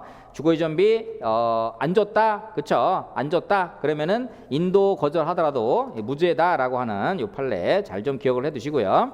그 다음에 2022도 493 요 사건 이주대책 미행 상태에서 인도 이전 거절행위 이거 정당에 해당한다. 이것도 무죄 취지 파기환송입니다. 여기서 여러분들 첫 번째 기억해야 될 게 토지보상법 43조 기억해야 되고요. 두 번째 토지보상법 95조의 제2호 이거 위반하면 1년 이하의 징역 1천만 원의 벌금에 해당한다. 그렇죠? 그 쟁점 잘 알아두셔야 되겠고 그 다음에 여기 이주택 대상자의 거주유지의 자유라든지 직업의 자유 그 다음에 재산권은 헌법상 기본권을 중대하게 제한하는 측면이 있는 거다. 그렇죠? 왜냐하면 준다 그래놓고 이주택 안 줘버려요. 그러면 이 사람이 지금 먹고 살 수가 없는 상황이잖아요. 시골에서 농사만 짓던 분이 어디 가서 뭘 삽니까? 그래서 대법원에서는 이 사람의 어떤 그 법질서라든지 사회 통념에 비추었을 때 이 사람이 이주대책 안 해줘가지고 버틴 것은 형법 제20조 정당에 해당한다라고 본 것이 되겠습니다. 그래서 인도 이전 의무와 형사처벌 규정에 관련된 부분에 있어서는 결국 인도 이전 의무와 그 위반에 따른 처벌이라는 게 이게 형평성이 돼야 되잖아요. 그렇죠? 그래서 그 소유자의 기본권을 과도하게 제한해서는 안 된다는 거예요. 그렇죠? 그 다음에 이 정당행위의 판단에 대한 기준에 대해서는 결국 수용 개시 이후에 이 사람이 명도를 안 했을 때 과연 이 사람이 이러한 권리 상실로 인해서 주거 생계의 기반이 붕괴됐는지 그다음에 이주대책을 한다고 해놓고 왜 제대로 안 했는지 그다음에 이 사람이 이게 버팀으로 인해서 공익사업에 어떠한 구체적인 지장을 초래했는지 뭐 이런 것들을 종합적으로 사회통념상 따져봐야 된다는 거죠. 그랬을 때 이 사람이 명도 안 한 거는 형법 제20조 정당에 해당한다라고 볼 수 있겠다 이런 거죠. 즉 구체적 사정을 따져보면 20년이 이 사람이 수십 년간 주거를 했고 농업 생계를 했고 그다음에 생활기반 전체를 상실하는 상황이에요. 그렇죠? 그래서 못 나가 그러면 이 사람 못 나가는 거죠. 나가는데 뭐 이주대책도 안 해주고 어디 가서 살아요 시골에서. 그렇죠? 자, 그다음에 인도 거절의 동기와 공익사업에 대한 영향. 그러니까 내가 지금 보상금뿐만 아니라 지금 이주대책을 봐서 현실적으로 내가 생계를 유지하기 어려운 상태에서 이 사람이 지금 인도 거절을 통해 가지고 지금 이 공익사업에 중대한 차질을 발생시키지는 않았어요. 그렇죠? 그래서 이런 걸로 봤을 때 정당행위에 성립하고 그렇죠? 따라서 파기환송했습니다. 무죄 취지의 파기환송을 했다. 그렇죠? 이거 꼭 좀 잘 기억을 해두시기 바랍니다. 자, 그다음에 그 2023도 61349 판결 건축허가 신청 반려 처분에 있어서 처분사의 추가 변경과 처분 상대방의 명시적 동의. 그렇죠? 자, 명시적 동의가 있는 경우에는 처추변 기본적 사실관계의 동일성이 인정되지 않더라도 그렇죠? 처분 상대방의 명시적 동의가 있는 경우는 처추변이 가능하다. 그렇죠? 자, 8페이지 보면 네 번째 처분 상대방의 명시적 동의가 있는 경우는 처추변 가능하다 이렇게 보고 있고요.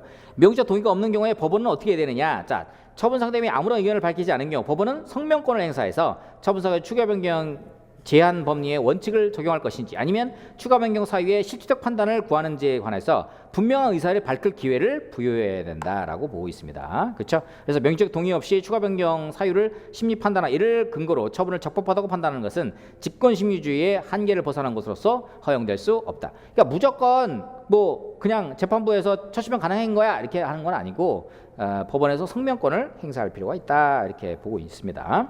2009-43-461 농업손실보상 청구의 쟁송 절차와 재결 전추지. 그래서 농업손실보상에 관련돼서도 우리가 이것은 공권이고 민사소송 절차가 아니라 행정소송 절차에 의해야 되고 재결 전추지 협의하고 협의가 안 되면 재결 들어가서 재결에 대한 불복, 이의신청, 그 다음에 행정소송 특히 이제 돈 더 달라 아니면 보증소 이렇게 하면 되는 거죠. 그 다음에 2022도 34913 사건. 자, 영농손실보상금 산정 기준 및 시성 콩나무 재배합의 보상 방법에 관련돼서 우리 영농손실보상에 관련된 부분에 있어서 이 판례도 굉장히 중요한 부분이 있습니다. 그래서 영농손실보상에 관련된 요 쟁점 이게 그 생활보상 성격도 있고 직접 보상에 대응하는 간접 보상이라는 표현을 쓰고 있어요. 그러니까 간접 손실 보상이라는 것이 아니고 공익사업 시행지구밖에 보상이라는 게 아니고 농지가 직접 보상이면 농업손실보상, 영농손실보상은 뭐다? 간접 보상의 형태다. 이렇게 적시를 하는 부분이 있고요. 그 다음에 결국 시행규칙 토지보상법 시행규칙 48조 2항 단서 제2호의 취지는 어떻게 돼요? 휴업보상에 준하는 최소한의 보상 4개월치만 줘라 라고 하는 거. 그 다음에 농작물 실제소득 인정 기준에 관련돼서 법이 정한 요건을 구체화한 고시다. 그래서 이게 열거한 게 아니라 예시적 성격을 갖다. 이 내용만 보더라도 이게 법령 보충 행정규로서 법규성이 인정되는 그러한 전제하에서 이런 논리가 지금 가고 있고요. 시설 콩나물 재배업에 대한 것이 결국 그 지력을 이용하지 않고 고정식 온실에서 용기를 통해 가지고 이렇게 하는 뭐 버섯, 화해, 육묘 이런 거랑 똑같이 되는 거죠. 따라서 2년치 일실소득으로 주는 것보다는 4개월치 영농손실 보상하는 것이 타당하다라고 하는 이거 이제 관련된 규정과 판례가 있으니까 그대로 해석해서 보시면 되겠고 8,14 관련된 쟁점 그렇죠? 토지재산권의 사회적 제약 관련된 거 사회적 제약의 한계를 넘는 경우 그렇죠? 특별한 희생에 해당하고 또 입법 정비를 할 필요가 있다 이런 내용들. 그다음에 2001-7209 가설건축물 철거에 따른 뭐예요? 영업손실보상에 관련된 쟁점이 되겠습니다. 임차인의 법적 지위가 상당히 불안정한 상황이죠. 13페이지 보면은 가설건축물 소유자가 손실보상을 청구할 수 없는 이상 그 가설건축물의 이용권 등에 기초하여 영업을 하던 임차인 역시 독자적으로 영업손실보상을 청구할 수 없다 이렇게 본 거죠. 그래서 임차인의 권리는 소유자의 이용권 등에 종속돼 있고, 그렇죠? 그래서 소유자의 보상 청구권의 부존재는 임차인에게도 그대로 미친다라고 보고 있는데 사실은 뭐 우리 보상 현장에서 굉장히 좀 안타까운 상황이긴 합니다. 어쨌든 가설 건축물과 무허 건축물의 어떤 특성, 그래서 보상이 안 된다는 그런 법리에 대한 문제점 이런 것들을 여러분이 문제의식을 갖고 내용을 파악해서 보면은 아주 좋을 것 같습니다. 그 다음에 요거 그 5일장 그 다음에 계절 관련된 요 쟁점도 한번 살펴보시면 되겠고요. 자, 지난주에 우리 그 2기 3주차 요거 다시 한번 살펴보고 마무리하도록 하겠습니다. 2006도 18492 사실상 사도 책제 26조 우리가 개목소리 주인 등장하는 거죠. 요거 그렇죠. 잘 좀 기억해 두시고 2011-104253 요거는 신규칙 제 22조 법령 보충적 행정규칙이다. 그래서 상위 법령과 결합해서 대외적인 구성력이 있다. 마찬가지 시행규칙 26과 22, 23, 24, 25, 26 이게 같은 반열에 있는 거예요. 그렇죠? 칙 22조는 사실 토지보상법 70조 6항에 따른 건데 판례에 보면 68조 3항이 나오는데 그러면은 70조 6항 아닌가요? 그런데 68조 이제 복수평가의 원칙을 천명하다 보니까 여기 내용이 나온 거고 시행규칙 22조가 국토교통부 내용인데 왜 법령보충 행정규칙입니다 라고 질문하시는 분데 이거 제가 아주 많이 강의했습니다. 많이 강의 드렸는데 그 내용이 뭐냐면은 옛날에 우리가 2003년 1월 1일 통합되기 전에 공토법은 사법이었어요. 사법의 시행규칙에 요 규정이 있었습니다. 그러다가 2003년 1월 2일 토지수용법하고 공토법이 통합이 되면서 토지보상법이 되면서 그 공토법에 있는 시행규칙이 토지보상법 시행규칙으로 들어온 거예요. 그렇죠? 그러니까 종전에 그냥 시행규칙으로 계속 쭉 유지가 되다가 요게 법률이 통합이 되면서 법령보충적 행정규칙이 된 그런 이제 포인트 이렇게 역사적인 그 내용이 있다는 거 보시면 되겠고 2011-7007 자 사실상 사도에 관련된 자기의 편익을 위해 스스로 설치한 도로에 대한 해석과 타인의 통행을 제한할 수 없는 도로에 대한 해석, 요거 시험에 이제 번갈아가면서 나오니까 2011-7007 사실상 사도와 관련된 요 타인의 통행을 제한할 수 없는 도로에 대한 해석, 그 다음에 자기의 편익을 위해 스스로 설치한 도로의 해석, 요거 좀 잘 기억을 해두시고요.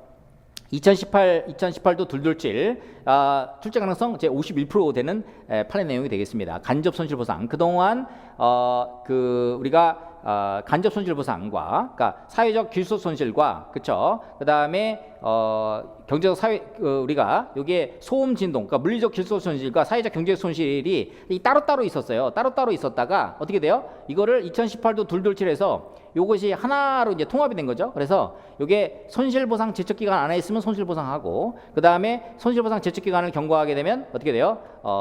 그 손해배상 요건을 충족하는 경우는 손해배상한다. 그 다음에 요게 보통 그 간접 손실보상의 공익사업 시행지구와 영업손실보상은 공익사업 시행 과정일 때 보통 보상을 해줬는데, 요 판례의 특징이 뭐냐면 공익사업의 시행의 결과 소음진동으로 발생한 잠업사에 대한 영업손실보상도 이렇게 보상할 수 있도록 하는 특징이 좀 있고요. 그 다음에 보통 공익사업 시행지구 밖의 간접손실보상에서 보통 잘못된 재결을 하면 재결 취소송으로 해야 돼요. 그러나 요거는 특징이 뭐냐면 재결 취소송을 하지 아니하고 어떻게 돼요?